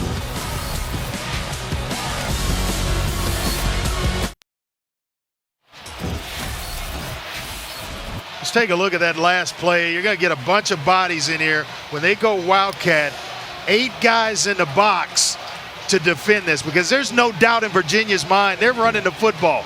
And all of a sudden, you get everybody up the field, you leak the tight end Whiteheart out, nobody on the back end. This is an easy layup for Sam Hartman. What a throw, what a catch, and an even better design. And what a drive chart for Wake Forest, who has racked up 357 total yards. They have scored on every drive. We haven't had a chance to tell you about their punter. He's a fine young man, but he hasn't been needed in this game thus far. Virginia's woes on defense continue and put a little more pressure on that offense as Hollins brings it out and races to the 30. Ankle tackle to the 36. Kark, what do you have?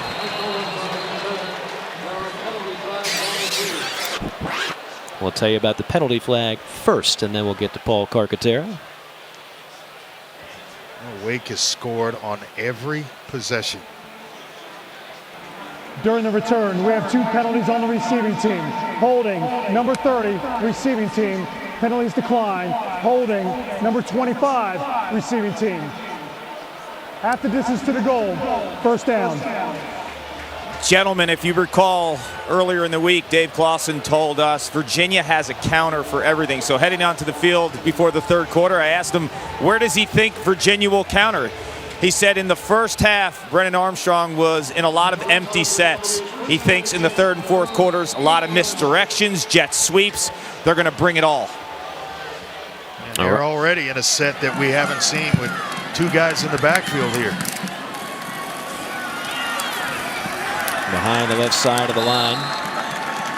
And that's 26, Devin Darrington, a transfer from Harvard.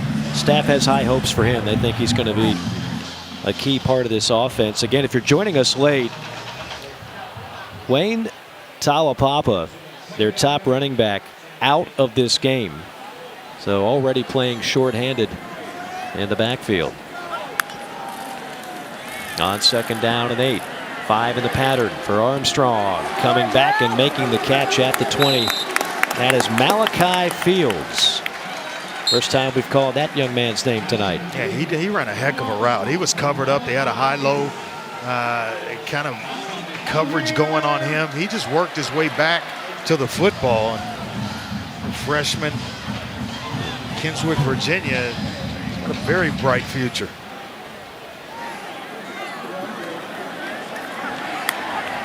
From the 21, Armstrong. In and out of the hands of the back. That's Ira Armstead. He saw a flash of white right before him, wanted to reel it in and run at the same time. You got to do one first. More than 11 players on the field at the snap. 5-yard penalty. First down. A rare miscue by Wake Forest, only the third penalty of the night. You usually don't see that from Wake Forest. They don't beat themselves. Very disciplined football team that they make you earn every yard. You see Wake Forest. That is just a calling card of a Dave Clawson team. They do not make many mistakes. Very well coached, very well disciplined. Wake showing some pressure here.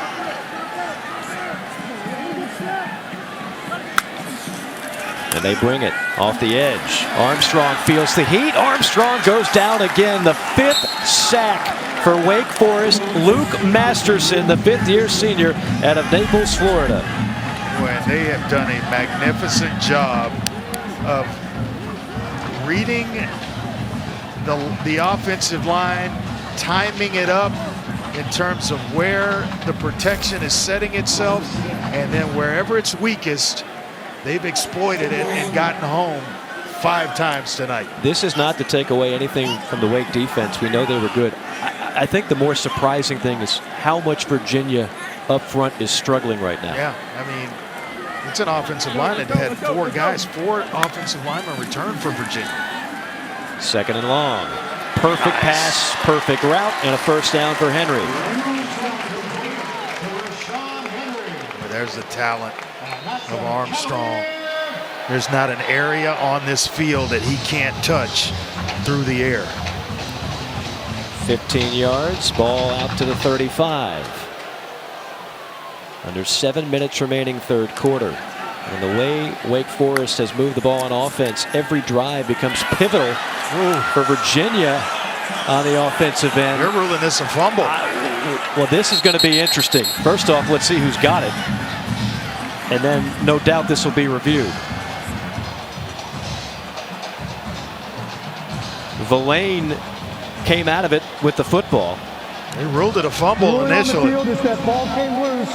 We have a fumble, first down. Wow. Well, this would be huge, but this is definitely going to be looked at. It is a turnover. And I mean, at initial glance, this looked very close. I thought it was a pass initially. I mean, that would be forward, would it not? It looks that way. It looks like almost like he's trying to throw a screen pass, but there's nobody in the area but offensive linemen. Is under further review. If the ruling is overturned, there was a receiver in the area, so there would be no intentional grounding. Previous play is under further review.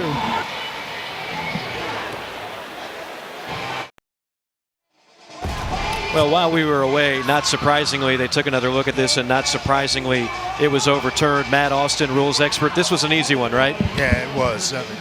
Yeah, it really was. Even though it was strange looking, he did have full control. His hand did come forward. He just didn't throw it very hard, but it was a pass. So Virginia still in business on second down, and that's one is perfectly placed and breaking tackles, streaking down the sideline.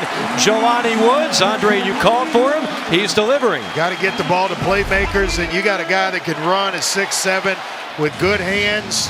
I mean, that's a heck of a catch. Thrown behind him, he reaches around, grabs it, and then gets right back in stride. Got to find a way to get him more involved in this offense. 32 yards of first down for the Cavaliers. On play action, Armstrong. Little dump pass, complete. And out to the 27-yard line, that is Devin Darrington. Brought down by DJ Taylor, who was trying to tackle the football. We got a Wake player down. Looks like Kalen Carson, very talented defensive back. Their shutdown corner, who already has 2 interceptions on the season. How about this? I mentioned 9 takeaways. Yeah. 7 different Wake Forest defenders have a takeaway already this season through 3+ games. That's an amazing number for a defense that is starting to get a whole lot of respect, especially after tonight's performance. Big Saturday, a lot of teams looking for respect. Texas Tech and Texas. LSU at Mississippi State. Or if you're at Orgeron, you don't want to lose that one in Starkville. Rutgers, Michigan, Clemson, NC State. Can the Wolfpack pull off the upset? 3:30 Eastern time. I know the commissioner, Jim Phillips, who actually came to the booth, say hello here tonight. He's going to be going back and forth. He's going to be at the couple of games. Yeah, tomorrow. he's going to watch the Georgia Tech North Carolina game and the nightcap, and he's also got, I believe, Missouri Boston College. Yeah, so that's where he's going first. He's got 3 games in a 24-hour span, picking up those frequent flyer miles. Yeah, he is moving and shaking. Now, Andre, you and I get to sit back and survey and watch some games. To me, LSU, Mississippi State, that is very intriguing in a Western division where people are shocking. Revenge game there for Absolutely. LSU. I know one thing, they're not going to play 60 minutes of man-to-man defense against a Mike Leach offense again. And you already heard Andre with an upset special, West Virginia over Oklahoma. On 2nd and 3, Armstrong cocks and fires and completes it inbounds at the 22. That is Mish on the reception. Clark.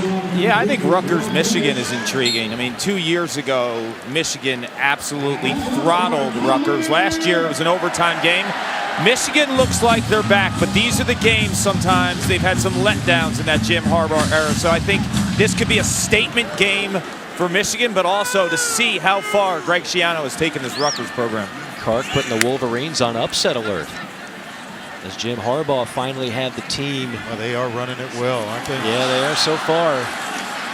Bobbled on the snap. Armstrong rips it and somehow completes it for a score. How in the world did he get that one through to Dontavian Wicks? Boy, the ball placement by Armstrong is just sick on that play. And I actually think they may have to take a look to see if he actually reeled this one in. But Wicks has had some kind of ball game. I mean, this is threading the needle, isn't it? That's some throw. This one might come back as well, though. It looks like Gavin Holmes was all over it. Just not sure. Matt Austin, we're going to keep you busy here in this 3rd quarter. What do you think? Right there, it looked like the ball hit the ground, but did he have control of it beforehand? It's really hard to tell from that view. I think it actually knocked the wind out of him. And you can see the ball loose right there. I do. I don't think he's got full control of that. I think that's an incomplete pass. Again, no question they're going to take a look at it. Virginia is lining up for the extra point. They're trying to get this thing kicked, but we definitely need to take a look at this. Oh, boy. Given permission to go ahead and kick it without taking a look. They're not going to replay this. Bob Welch, the replay official, and the extra point is going to be hammered home. And that's all she wrote. Now Virginia catches a break. A 9-play, 92-yard drive with a controversial play in the end zone that will go for a touchdown and will stand. And I'm just wondering if it's a heck of a throw and an attempt on a catch, but I don't know if it was aided by the ground, because that ball looked like it definitely came out. It's loose right there. The point of it hits. I mean, is it secured? Yeah, I mean, you hit on the key point. It's a bobble before it hits the ground. That's one of those, if it's ruled incomplete on the field, I can't imagine it gets overturned and called a touchdown. I mean, at the very least, every play being reviewed, stop that baby and take a closer look. I think we're all a little bit surprised on that one, but good for Virginia. Yeah, we got a ball game. And we got a ball game. And again, a great effort by Wicks. Another sizzling throw from Brennan Armstrong. You see that arm talent, which is certainly elite. Now the question becomes, can Virginia's defense do something? Catch or not, where he put the ball there, only Wicks was going to catch it.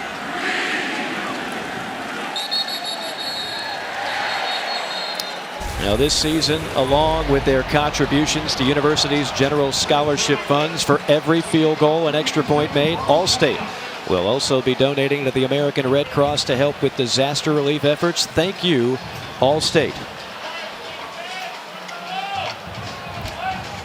Matt Austin, some extra thoughts on that last call. Well, I just want to let everybody know what the mechanic is. The replay official does look at every play. So I'm sure he looked at that before he turned the referee loose. He thought it was a catch, but it was reviewed. Wake Forest back on offense, and back to Justice Ellison, the freshman out of Ashburn, Virginia. Squeezes out a couple, 2nd and 8. At some point, Andre Ware, Virginia has to dial up a stop on defense, and that won't help because that's one of their top linemen, Falmouy, Aaron Falmouy, the junior out of Honolulu.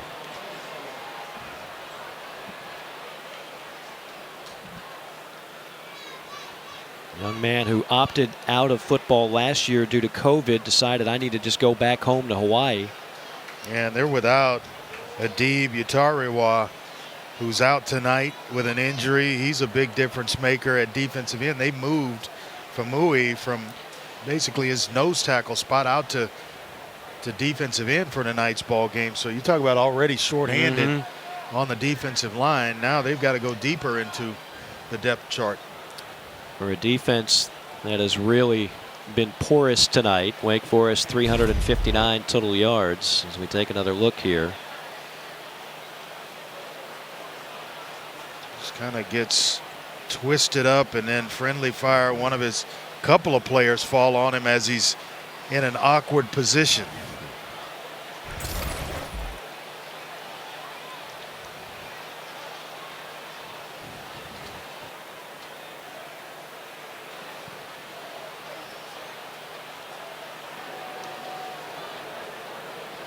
Virginia defensive players huddled around and obviously hoping for the best for their teammate.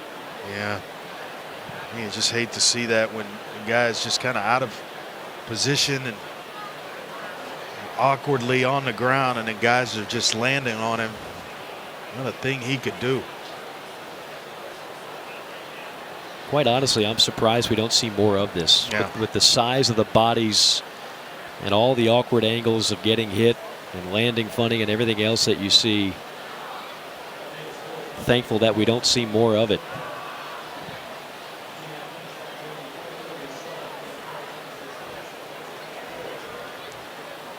Trying to see if they can get the big man up at this point. Falmouy, 300-pound junior out of Honolulu. Again, last year, like so many players, had to make a decision. Do you play with the threat of COVID, or do you opt out and go home? He opted out, went back to his hometown of Honolulu, Hawaii, long ways away. Watched his Virginia squad, his teammates couldn't wait to get back on the field this year. It's good to see him walking and that is a great sign.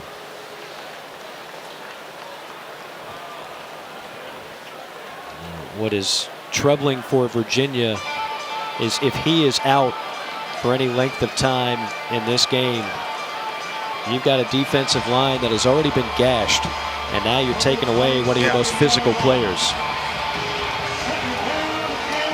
Injuries up front, and that's not an ideal thing when you're facing a Wake Forest team that kind of had their way in the running game already.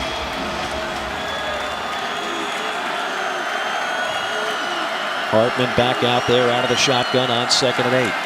From the pocket, fires complete right near the marker and should be a first down. A.T. Perry, who might be a rising star for this Wake Forest offense, a 6'5" wide receiver with good hands.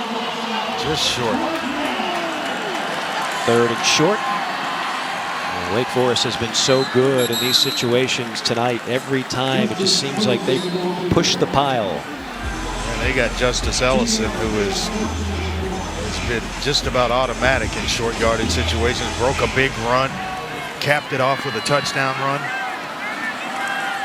On first down, Hartman steps up in the pocket, delivers a strike, caught at the 41, wiggling his way to the 33-yard line. Jaquari Roberson, the all-ACC wideout. What nice protection, and you see Hartman drive and step up in the pocket to further protect himself.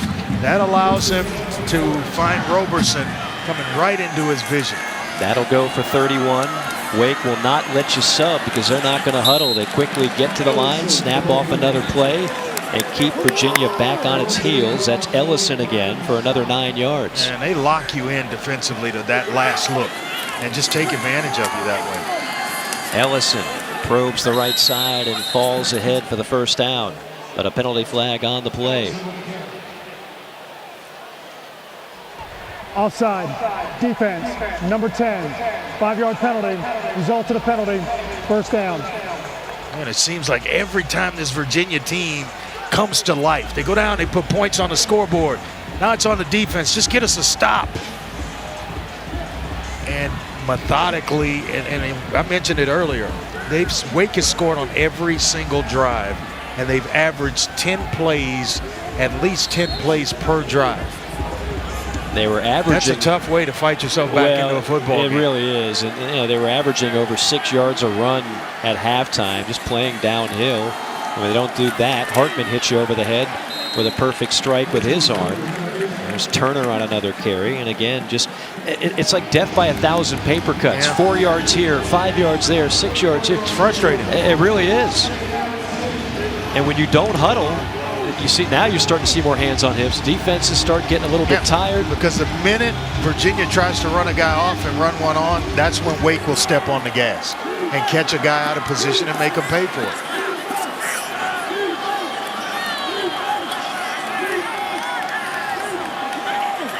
Tight formation on 2nd and 6.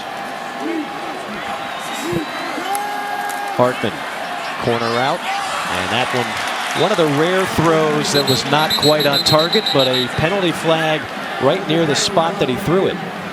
This may be against Virginia. Personal foul, illegal hands to the face. Yeah. Defense, number 10, half the distance to the goal, automatic, first down. It's actually Ben Smiley, who's normally 75. He's wearing 10 tonight. Smiley had the offsides penalty, gave Wake Forest a first down, and now illegal hands to the face, going to give them another automatic first down. It's just a killer because you're playing against a team that does not beat themselves.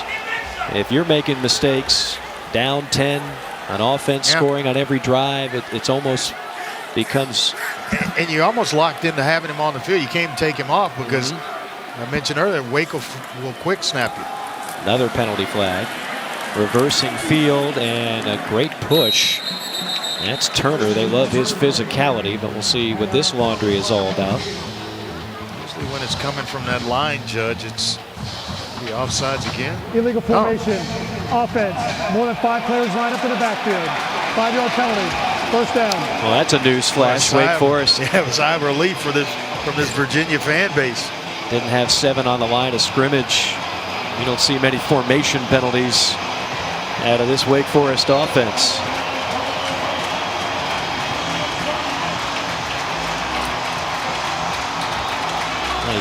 You would just love if you're Virginia here to hold them to a field goal. Keep this a 2-possession game. Yeah, it'd be hard-pressed to find two better receivers, Roberson and Perry, in the ACC. Yeah, he was not ready for the snap. Hartman wasn't. Penalty flag and just throwing it to get rid of it. That play was doomed from the start. Motion, offense, number 10, moving forward after snap.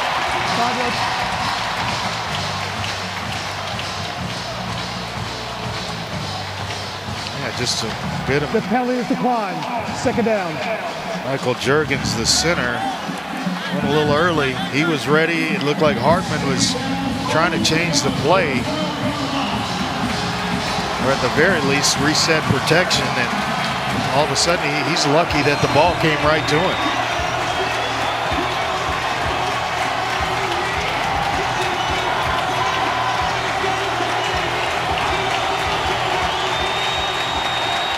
Sam Hartman out of the shotgun, already with 2 touchdown passes tonight, looking for a third here. Back of the end zone, no chance. Roberson was back there, but sails over his head out of bounds. And yeah, I see Bronco, what he's doing is it's still going to be first down no matter where if he takes the yardage. So he's trying to run him out of downs and at least force, the field goal attempt. Down here, you feel like condensed area. You can hold up for 2 downs. Right. And maybe force a field goal attempt by Skiba. This becomes a mammoth play in this game. Demon Deacons 5 for 9 on third down. Here comes the blitz. Hartman delivers. Caught! Touchdown! Perry! A.T. Perry. What a read by Sam Hartman. They're going to give a 2-look, and then the safety. The safety rotates in. You're going to see the safety here rotate from his 2-deep look to a single safety look. They rotate down. Excellent read by Hartman. He knows he's got one-on-one on the outside. That is how you deal the football. And you're going up against a good corner in Fentrell Cypress, but he's only 5'11". And Perry is every bit of 6'5". And as you mentioned, the read, the execution by Sam Hartman. We are seeing some great quarterback play tonight. I'm going to review this one. I'm going to see if Perry actually held on to the football, but that is next level stuff. And he goes away from the rotation. So the weakness is setting up the one-on-one outside from Perry. The safety rotates to the middle. The other safety rotates down. Now the strong side for the defense is to his right. He goes right where he's supposed to with the football over to Perry. See a bobble there, and it's a touchdown, isn't it? It gets ripped away late. Matt Austin, we're going to keep you busy again in this third quarter.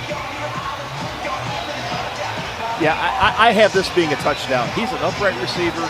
He catches the ball. He turns his body. He gets taken to the ground, out of bounds. He even puts the ball in one hand. Yeah, once it crosses, he's got full control. And it crosses too, right, Matt? Well, yes. Yes, I think right now if he's got full control, he's got a touchdown. I'm in agreement with Matt there. I will go along with it. Yeah, I hate that we've gotten to the point where, I mean, if it's not perfect, we find a reason to take away a touchdown in a lot of these situations, take away a reception. That's the one part of replay that wears a little thin on me. After further review, the ruling on the field is confirmed. Touchdown. There we go. Matt Austin all over it, and so too is A.T. Perry and Sam Hartman. And you made a key point, Andre. Sometimes your OC dials up a great play, but a lot of that play is by Sam Hartman on the fly. Well, he talked to us this week about the mental aspect of the game and really getting in the film room. You don't make that play if you haven't studied defenses and knowing exactly, they do this, I do this. And they rotate down, that's the perfect place to go. You know you got the one-on-one on that in that situation to the 6'5" Perry. Extra point up and through. Another great drive for the Demon Deacons, who have scored on every drive tonight, now leading at 34-17. Kark had a chance to speak to the dynamic signal caller for the Cavaliers, Brennan Armstrong, earlier. Coach Mendenhall described you as the following: an iron cage fighter, a stock trader, I'd probably buy those, but I'm probably not selling them. a backcountry guide, a deep sea fisherman, and a pipeline worker. Which one do you connect most with? I would say, I think the coolest one and the one I would want to be probably is the iron cage fighter, just because that just sounds the coolest. You might get yourself in some deep trouble during it, but I just Couple think black eyes. Yeah, black eyes, maybe knocked out. You don't know what you're gonna get into with that stuff, but I think that's just the most for what I like to do, and fighting and just fighting for every yard and things like that. I think that's the most relevant to me occupation. Return by Hollins, upended at the 15. When tomorrow night, 2 title fights. The return of Nick Diaz to the octagon to take on the former champ, ruthless Robbie Lawler. That highlights UFC 266. It's a stacked card. Catch the prelims on ESPN News, ESPN Deportes, ESPN Plus, starting at 8 Eastern, followed by the main card on pay-per-view. To order in English or Spanish, go to espnplus.com/ppv. And I'll tell you what, Brennan Armstrong, when we had that conversation yesterday, he told me if he wasn't playing football, he could see himself in the octagon. And honestly, tough guy, tatted up, he's from Ohio, kind of looks the part. I wouldn't want to go against him. Clark, you were the perfect guy to read that promo. no doubt. You'd be the perfect hype man for UFC. I could feel the passion in your voice on that. I love UFC. It's awesome. Well, Virginia would love some more points. Going to have to get a couple of stops, though. Darrington on the carry. I asked Clark yesterday, I said, boxing or UFC? Without hesitation, UFC. Yeah. Now, you seem to disagree. Well, I'm a boxing guy. Yeah, There's some strategy, and there is a UFC as well, but there's an art, in my opinion, to boxing. But I've just grown up loving that sport. Who's your guy? Who'd you grow up loving? You could not love Muhammad Ali, Sugar Ray Leonard. I was giving you, you're not that old. I mean, Ali was. I watched a ton of Ali fights growing up. That was actually was in tears when Leon Spinks beat him. Then I had the opportunity to meet Leon Spinks in Las Vegas one year. I was out for March Madness, and he was there. I'm sounding like Eddie Murphy in Coming to America, but Muhammad Ali was 72 when he lost that fight. 3rd and 7.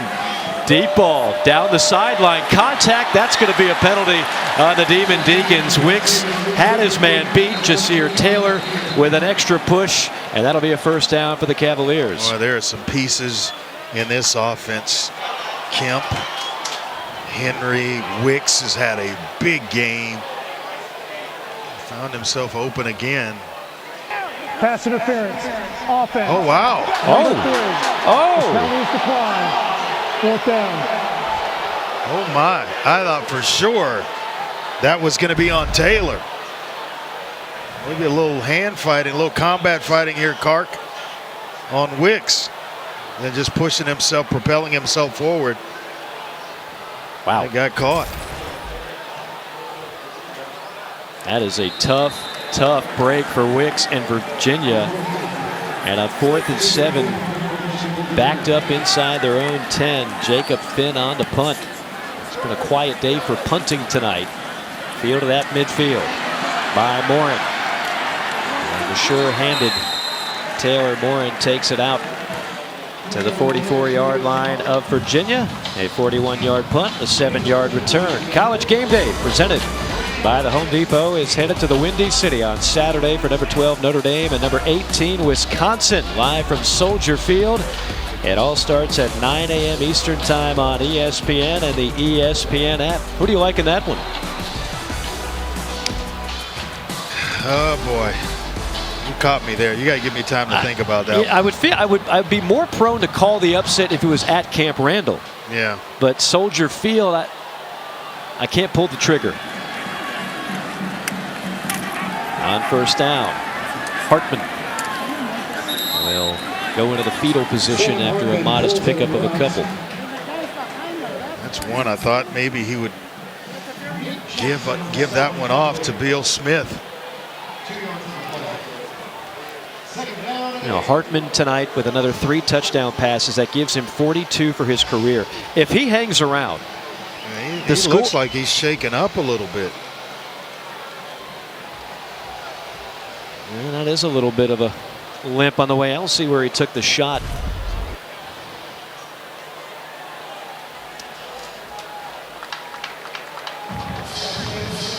Just kind of goes down. And that'll be the end of quarter number 3. Final 15 from Charlottesville coming your way. Demon Deacons up 34-17. Welcome to ESPN College Football Primetime, presented by Ram Trucks. Mike Morgan, Andre Ware, Paul Carcaterra. Yeah, that is, I'm going to try to sound smart here, Andre. That's a challenge in itself. That's a waning gibbous moon, 88% illumination. That's what I'm told by spotter Lee Torben. Inside scoop. Penalty flag on the play as Beal Smith races down the sideline, but this one might be coming back. It's a pretty view is what it was. Holding, offense, number 59, 10-yard penalty, second down. Nagasamnia. See him just inside as Beal Smith tries to escape out. Just got a handful of jersey. Not sure he needed to. Nice little jump stop from Beal Smith, and he was off to the races. Young man out of Cameroon. They got a shot of the moon over there themselves. One of the play cards. I got a fever, and the only prescription is more moon here on this Friday night. You guys with these fancy names look like a 3/4 moon to me. I'm sticking with my 88% illumination. Tight window and incomplete. Intended for number 2. That's Donald Stewart, the transfer from Stanford. Draped on the coverage by Anthony Johnson, who had him step for step. Yeah, he's played some game. He's played a tough football game tonight. Now stop me if you've heard this before, but a big third down for this Virginia defense. 3rd down and 18. This would be the first stop tonight in terms of scoring for Wake Forest. They've scored every possession. They only rush 3. Hartman all day to throw, and you can't give him that much time. He will carve you up, and that's exactly what he does to Keyshawn Williams. Boy, the protection, excellent up front. And you give this young man this much time, he's just waiting routes out. Gonna find Keyshawn Williams for another big first down. And Wake on the move once again. That's 28 yards. I mean, if you give Sam Hartman that much time, he's going to find the open man, right? 68% on the year so far for Sam Hartman. Hartman, quick drop, and delivers another strike right on target to Stewart again. A pickup of 8 yards. They're dialing up every defense. Yeah. So there they try to bring some pressure. Wake Forest, they pick it up, but Hartman recognizes the blitz. It's coming. Ball comes out quickly. Nice adjustment as well by the receivers to break things off. One of the rare times today, no positive yardage on the carry. Beal Smith stacked up and dropped quickly after a loss of about 2 yards. And Noah Taylor coming in there, flying up. That's good. That's when Hartman pulls it and tosses it right where the blitzer's coming from. Oh, here we go. Another 3rd down. 3rd and 4. Hartman this time pressured and in and out of the hands of Williams. Got a flag down. Another penalty flag. That's at about the 12-yard line. We got offensive pass interference though. Pass interference, offense, number 2. By the way, you see big number 94 there. That's Falmouth back on the field. 4th down. Now, that's good news for Virginia. What's also good news is they finally got a third down stop. And you're asking, why is he declining the penalty? It's because they've just converted third and super long on you a couple of the previous third down. But here it's almost Mr. Automatics out there, Nick Skiba, and this is well within his range. And he's looking for his 19th consecutive field goal.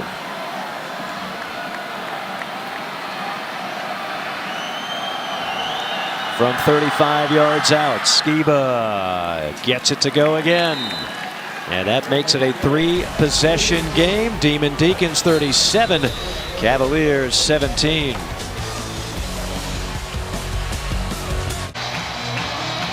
Oh, for a long, long time, Wake Forest found itself at the bottom of the standings in the ACC. Then they hired a guy by the name of Jim Grove.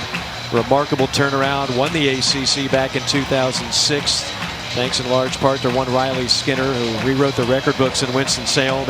And you look at what Grove did and then what Clawson has done already in his 8 years with the program. Just an amazing turnaround. And I think if people were skeptical about Wake coming into tonight's game, they have come away with a much different opinion, because if things hold up, you improve to 2-0 in the league. You improve to 4-0 overall. I would have to think they're on the verge of top 25 consideration. And this is a team that doesn't have many weaknesses, Andre. Yeah, and you know, the thing that Dave Clawson did was the first phone call he made was to Jim Grove. You know, how did you do it? How were the successful years? And he told him, he said, you know, you redshirt, you build, you develop. It's exactly the blueprint that Dave Clawson has used, and I mentioned it earlier, you get old and you stay old. And that's one of the things that I remember having a conversation with Jim Grove myself that he regretted. They went to the Orange Bowl, and oh boy, Goodall one up here. And he's felt the pressure to play younger players, start to go recruit the 4- and 5-star guys and things of that sort, and it got away from his blueprint of success. And that's exactly what Dave Clawson learned from, and he has stuck to the plan. He's been a winner everywhere he's been. Again, from Fordham to Richmond to Bowling Green. And now in Winston-Salem. 5 consecutive bowl games, and they're trying to beat Virginia for the 5th consecutive time. That's never happened in the history of this rivalry. Yeah, this team is for real. We talked about all the starters coming back. That gives you a shot. 11 starters on offense coming back, and then the 9 on the defensive side of the football. The bowl appearances, a lot of success here for this Wake Forest program. 3rd down and 10 for this Virginia offense. 5-man rush for the Demon Deacons. Armstrong running for his life. He's done a lot of that today, and now he gets to show off the footwork. Again, a great athlete, a former safety who certainly can run and does so there for 23. I'm surprised he went out of bounds. I thought for sure he was going to cut it back to the middle of the field. Once he escaped trouble, I thought right there he was going back to the middle of the field. Looking for somebody to truck.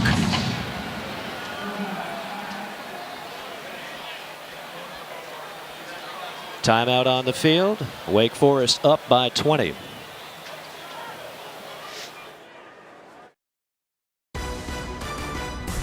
ESPN College Football Primetime is presented by Ram Trucks, Motor Trend's Truck of the Year for the 3rd year in a row, and in part by Zaxby's, featuring fresh-made chicken tenders, wings, and salads. If you remember the Virginia Cavaliers in the late 80s, and you remember one Herman Moore, look at those numbers, school records, 1st-round draft pick at the Detroit Lions, and yes, one teammate of the man to my right. Best hands Andre I've ever Ware. seen. Yeah. Best hands on a receiver I've ever seen. He caught everything away from his body. A little trickery here. Keaton Thompson will take the snap. Pitch it to Armstrong. Back to Thompson. Thompson, the former quarterback at Mississippi State, weaving his way through traffic. And finally wrestled down. He's going to take a host of defenders with him. Great effort.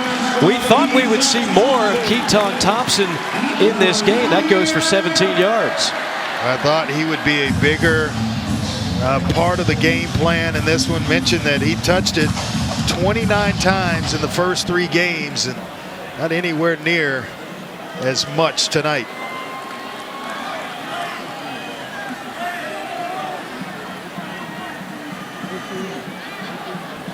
Armstrong back in the shotgun on first down.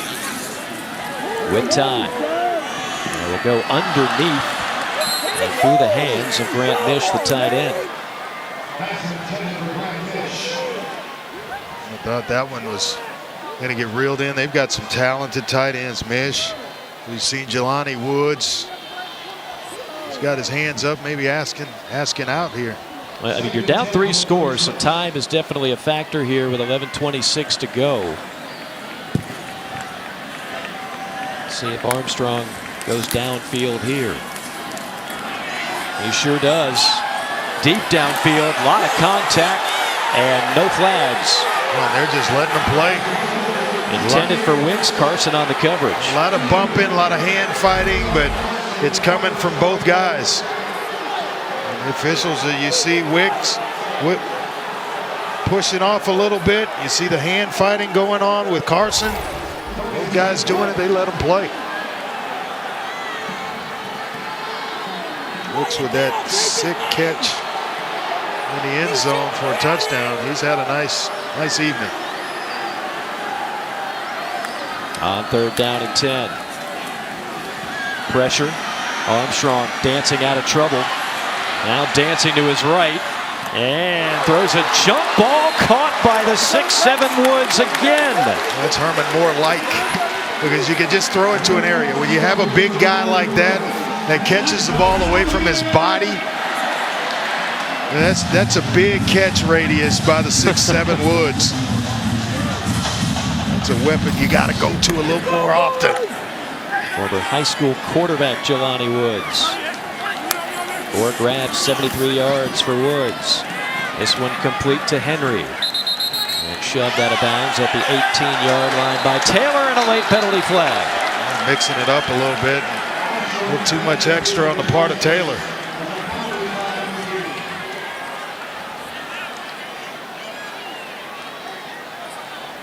They really haven't had a whole lot of problems moving the ball. It's just been stopping Wake Forest. Is the defensive side for Virginia. I mean, Armstrong's thrown for 316 already on the night. I wonder who this is going to be called on. It looked like Henry did the majority of the extra. After the play was over, unsportsmanlike conduct, number 2, offense, striking, 15-yard penalty. The down counts, 2nd down. Goodness. That is number 2, first unsportsmanlike conduct of the game. Yeah, it seemed as though Taylor was composed. Henry just lost his composure a little bit.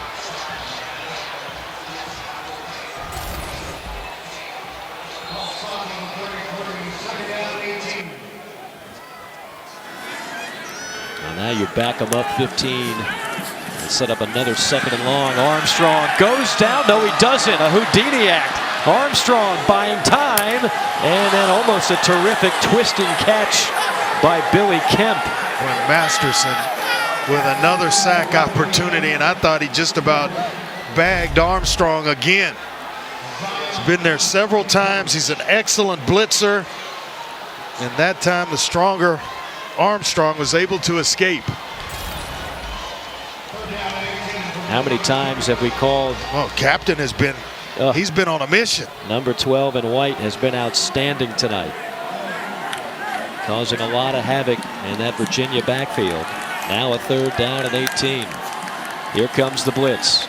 Armstrong cocks and fires deep down the sideline. Again, a lot of contact, but no call as Henry is the intended target. Carson on the coverage for the Demon Deacons. You gotta take your hat off to Lyle Hemphill, the defensive coordinator for Wake Forest. He has called one heck of a game. Both guys on both sides of the football have been right on point. When they need stops, they've been able to get them. When they need to get to the quarterback, they've been able to get there. And it's just been genius on the offensive side.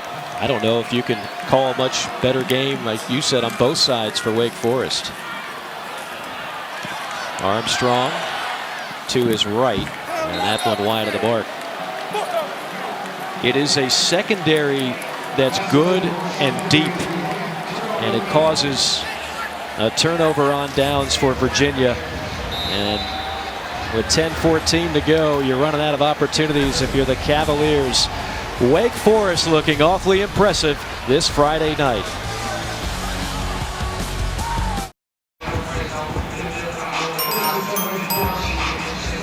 Great slate of games tomorrow, all starting at noon after game day. Texas Tech, Texas, LSU, Mississippi State, Rutgers, Michigan, Clemson, NC State in an ACC showdown, and West Virginia taking on the Sooners in Norman. Time is on the side of Wake Forest, who's been able to ground and pound seemingly whenever they want in this game, and when that hasn't been called upon, it's been Sam Hartman delivering another impressive game. 3 more touchdown passes. He's got 42 in his career. The school record is Riley Skinner, part of those great Jim Grove teams. Yeah. He had 60. He's got a lot of time, though. I was going to say, there's no reason to think Sam Hartman isn't going to break a lot of records. I started looking at this offense, and we've made a lot out of, 11 starters returning. The only guy that's not coming back next year is Brandon Chapman. Other than that, they're all coming back again. And it's still early in 2021. But, we can pull a curtain back and look at into 2022. That's amazing to me.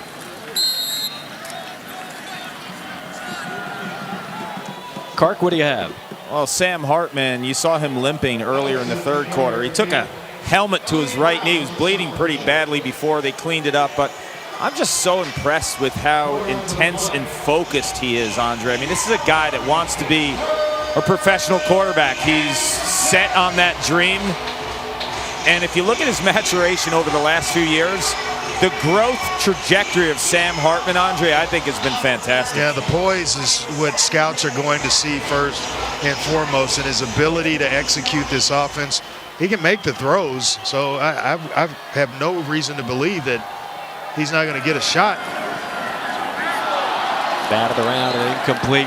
Hey, Clark, as we sit here on the precipice of what looks like another 4-0 start for Wake Forest, I wanted to go back to your initial point that why this Wake Forest team is not going to have that disastrous November where they're not great, they're good, but they're not great. Can this be the team that can actually be great? I think so. I mean, in the past, they've started 3-0 before, but come Halloween, it's just, things kind of tanked. This team's different for a few reasons. 20 out of 22 starters are back. They have 9 super seniors, 9 6-year or more. Miles Fox is a 7th-year senior on the defensive end. He likes his teams when they're old. Well, they're really old this year. They are experienced. They've seen everything. And to me, watching them on the sideline, the poise, their ability to understand the schemes, this team is going to be a handful in the ACC. It certainly appears that way. And Andre, when we talk to Dave Clawson's not the kind of guy, for those that don't know, that's going to go on a conference call that we had and say, oh yeah, this is my best team ever. Yeah. But when you put them under the microscope, there's a lot of reason to believe that this might very well be his best installment of Demon Deacon football. No, I agree with you 100%. I agree with Clark 100%. I think this is his best team. And what we just talked about, you're going to have them all back. So there's experience for a while. He talked about getting old and staying that way. He's going to be that way for a while, and that's not good news for the rest of the ACC. Oh boy! A rare drop for Jelani Woods and took a shot in the process. And gentlemen, let's be honest too. The ACC doesn't look like it has that one team like Clemson in the past that is going to absolutely blowtorch teams week in and week out. Everybody looks vulnerable. Yeah, everybody looks vulnerable, and Wake is at its best. I mean, I've been watching Wake play for years. This team is dangerous. 37-17. Wake Forest impressive.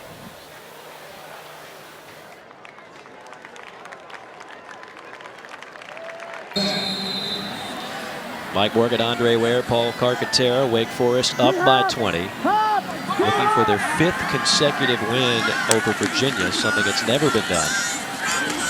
trying to improve to 4-0 on the season. Another big hit. I tell you what, no one's going to question Brennan Armstrong's toughness because he's taking a wallop tonight. I mean, they just keep getting home. Without dialing up the pressure, they've been able to figure out just how to get there. That's just manhandling some offensive linemen. That is 6 sacks. And that is Luigi Villain, the transfer from Michigan, with another one. 3rd down and 17.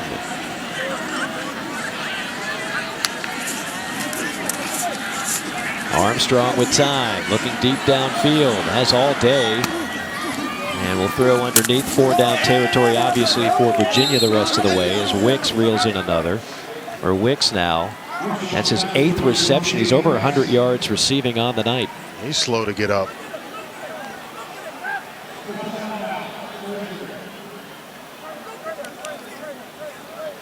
Wicks looks like he's played a heck of a game, doesn't he?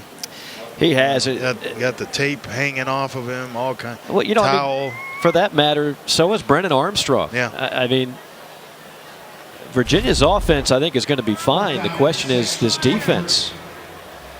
Isaiah Wingfield coming up. Transfer from Harvard. Was first team all Ivy League his junior year. Grad transfer and decided to come down to Wake and continue his football career. This will be a rare loss for Virginia at home. Again, they've won 14 out of their last 15 here at Scott Stadium in Charlottesville.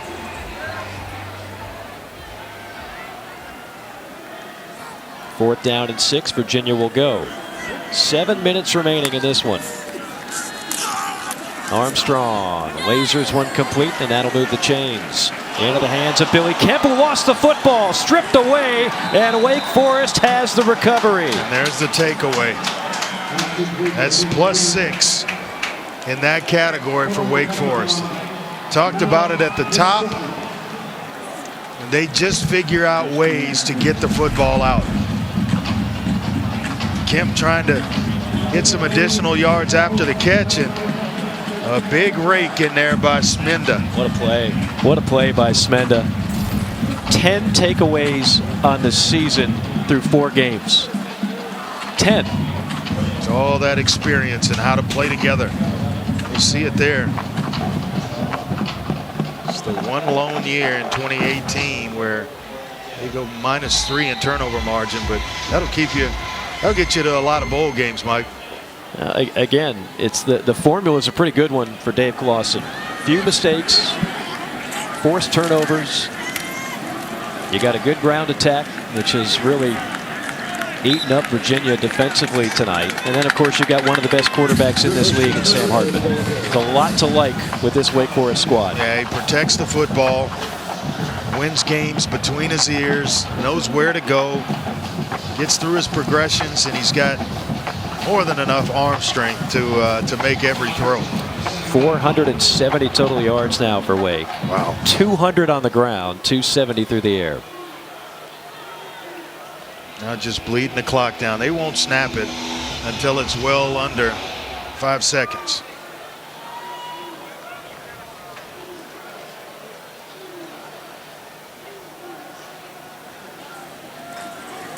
Handoff, Hartman to Turner. Bottled up near the line of scrimmage. Nick Grant with a nice play. We'll turn it forward to Virginia here for a moment, because again, there's a lot to like about their offense. Yeah. How do they start to improve on defense will be a question for the Cavaliers. We know one thing: the rush offense for Wake Forest, awfully strong. Yeah, the little mesh that they use to really slow things down, where a back can pick his way, led to a big run by Justice Ellison, and then he capped it off by getting himself into the end zone. Christian Turner, Christian Beal-Smith, both guys have had an outstanding ball game. As you mentioned, over 200 yards rushing for Wake Forest tonight.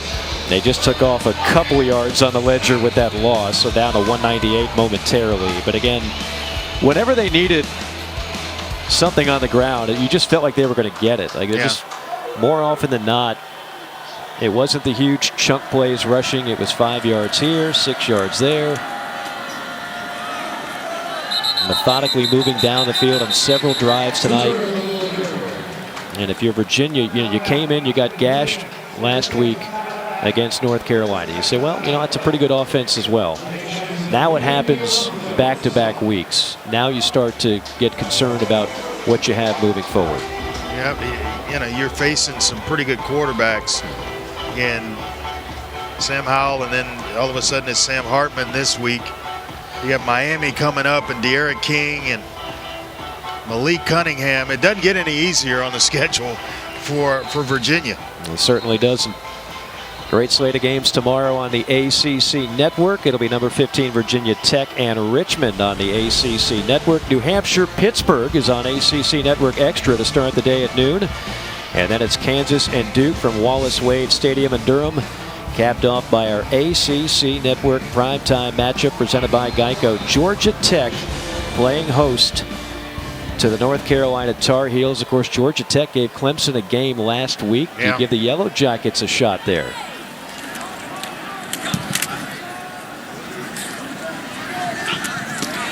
Did not call for the fair catch, and Clary paid for that decision.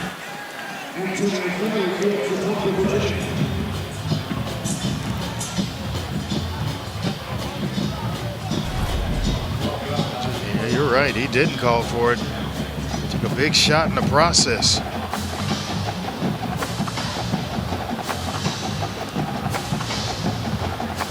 Now it could be the final drive for Virginia on offense. They've racked up over 400 yards of total offense tonight, but a couple of times drives stalled inside the 10. Throw in a turnover. And here they are sitting on just 17 points. Armstrong unloads deep down the field. Did he pick it off? Great coverage by Wake Forest, and another turnover. There's another takeaway. Great coverage on the play, and another interception for the Demon Deacons. Now that's one of the few times we've seen Armstrong try to force a ball down the field. He forced this one into coverage, and looked like Kobe Davis with an interception, the safety coming over the top. And that's just playing center field. That's a gift. It's great concentration, isn't it? Yeah. I'm not sure who came up with it. It looked like Kobe Davis did, yeah. First pick of the year for Kobe Davis, the junior out of the state of Maryland. It's a good-looking secondary. And they run a 4-2-5. They play a lot of players back there. Yep. We've seen it all the way down to Nick Anderson, Isaiah Wingfield, Carson's played, Holmes, Taylor, obviously.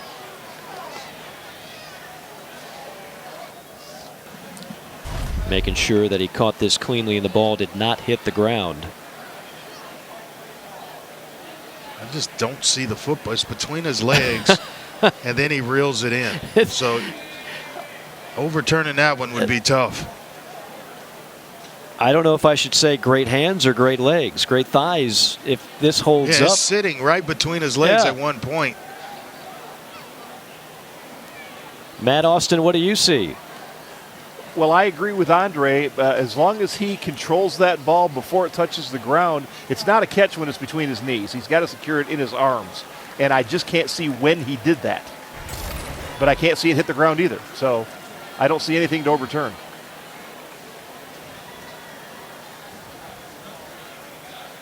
You know, he's got his fingers crossed wanting that first one for the year.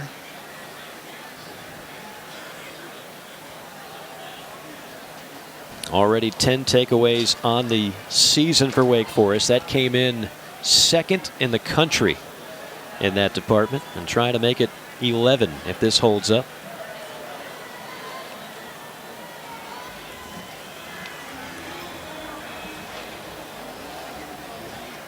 Again, Bob Welch, our replay official, he's been busy tonight. Just don't see enough to overturn it. This is almost like a magic trick because I'm having a hard time figuring out. Oh, there you go, right between the thighs, right between his legs. But where does it end up after that? After that, you see it. He turns his body. Keep in mind, it was ruled an interception. You lose the football. You can't see it there. It has to be. The call has to stand. Yeah, it has to be indisputable video evidence to overturn that. I'll tell you one thing. If it holds up, that is one heck of a pick. That is SportsCenter top 10 nominee type stuff from Kobe Davis. Won't have to wait longer. After further review, the ruling on the field stands. First down, Wake Forest. There you go.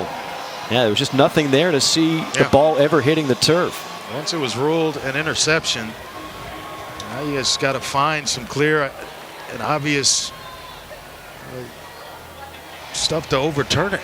It's just not there. Now Wake Forest can smell a 4-0 start, a 2-0 conference start, and a 5th consecutive win over the Cavaliers. Bleed some more clock, some more ground and pound as we say hello to Clark. You know, Andre, you were giving props to a lot of the Wake Forest defenders. I think this calls for Travion Red and the boys to go bowling. What do you think? Right? I think so. My man, he told us that he'd gone 290 one time. 290. He owns 4 of his own balls. Guy's all business.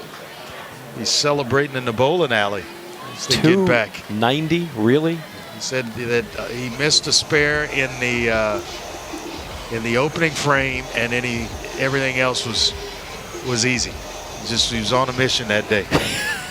He was in the zone. Yep. Wake Forest has been in the zone tonight, both sides of the football. More straight ahead running on second down.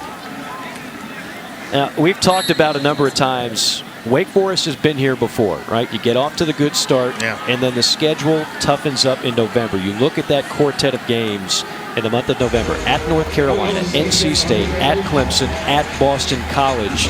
That's going to separate good year, great year. Yeah, the next one against Louisville is going to be that's going to be a tough football game for them because of the playmakers there. But I think it's manageable until you get to November 6th at North Carolina State, Clemson, Boston College. Those 4 games, those teams are playing some pretty good football right now and just are going to get better. Blake locked down to 1 second. And it's more of Justin Ellison just holding on to the ball. You know, you could say Clemson, they don't look the same, but it's at Clemson. You know, if that was a home game, right, you might take a different approach to it, but that's a tough place to go into and play. And then Boston College has been impressive here early in the season. Well, they have, and they've also got a fine quarterback. I mean, that's what, to go big picture on the ACC, that's to me what is the separator from this year compared to some other years in the conference as a whole. Not just 1 or 2 at the top, but you look top to bottom. The quarterbacks in this league, absolutely. I mean, it's as deep as any conference in America in terms of quarterback play overall. I agree totally with you. And we have seen 2 good ones tonight.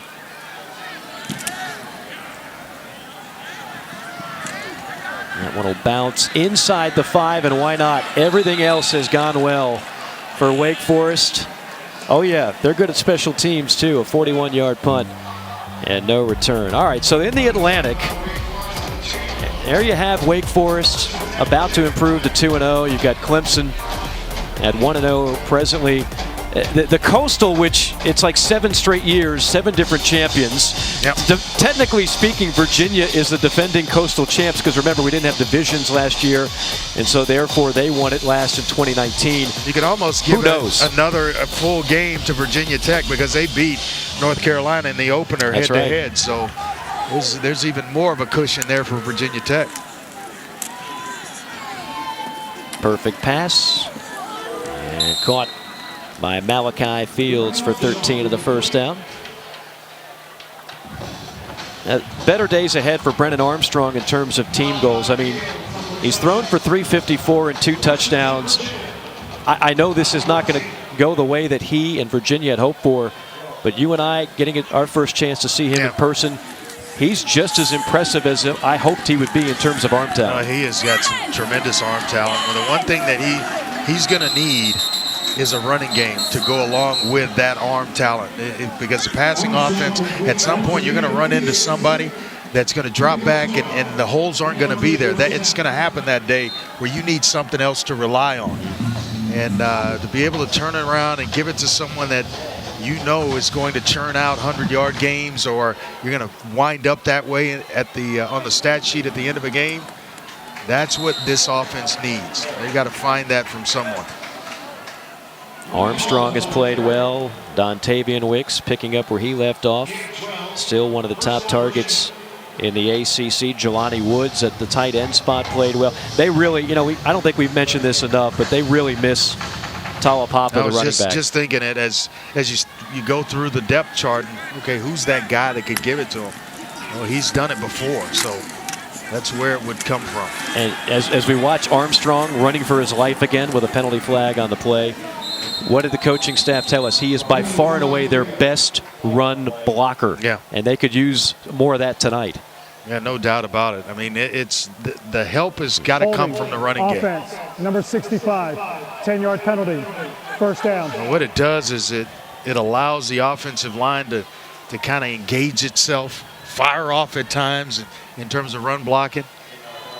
And it'll protect Brennan Armstrong a little bit better as well when you start mixing in some play action. Right now it's just not respected because you absolutely can't run the football. 11 penalties tonight for Virginia to put salt in the wounds. Darrington, who's been one of the backups trying to pick up the slack for Talapapa. He's kind of resigned to get out of here now as the approach by Virginia.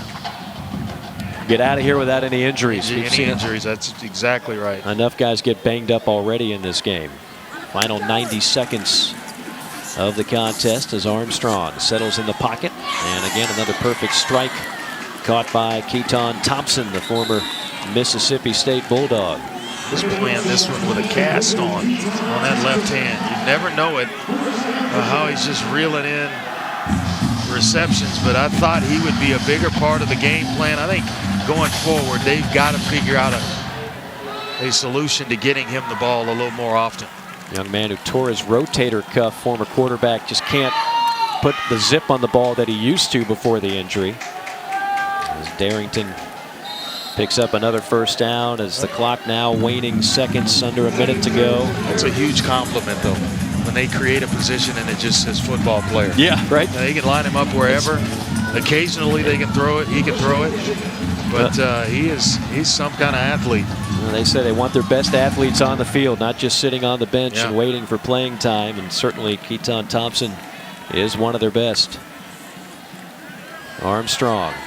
Well, that arm's going to get sore after this ball game. That's a drop. Intended for Thompson. Got to him a little bit late. That is 56 passes thrown tonight by Armstrong. Wow. He's a football player. Passing yards, rush yards, and receiving yards.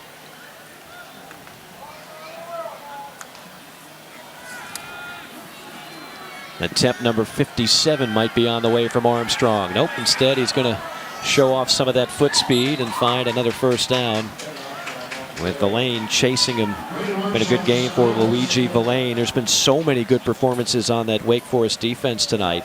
This will, if you just look at the box score tomorrow and you didn't say the game, you'd say, oh, well, I mean, Wake gave up a lot of yards. It was dominating fashion by Wake Forest. They actually hit the brakes a little bit because we know how fast this offense can go. And they pressed the brakes a little bit in this one. On third down, that'll be a first down. Ronnie Walker might just do it. I don't know if Brennan Armstrong wants to just run out the clock here. I think he's thinking, hey, I want another score. So Virginia is going to call a timeout with 23 seconds left, down 20. Marco Mendenhall's out, tapping guys on the helmet, trying Keep the spirits up a little bit. Mm-hmm. Not sure if he's trying to get another score here before the clock hits zeros. Gonna be a fun trip back to Winston-Salem for Dave Clawson and company. This is impressive. Really from start to finish, Wake Forest. And they're right around their season average for points. I think it was 39 coming in, and it was an impressive performance, as you mentioned. I think a lot of people would be surprised to know that stat we mentioned earlier. The only other team to average 30-plus points a game over the last 3 seasons, it's Clemson, and then it's Wake. Armstrong completes it in the flat. And finally brought down is Mike Hollins. And they're going to race to the line to try to get another one off. This clock stops with the first down.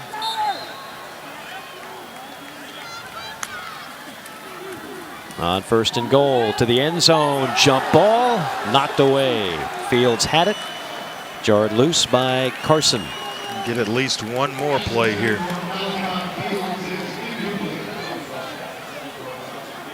Oh, it's a little bit of pride kicking in for Wake Forest. Hey, wait a minute. Yeah, they don't want to give up another. They don't want to give up any more points. 17 sounds a lot better than 24.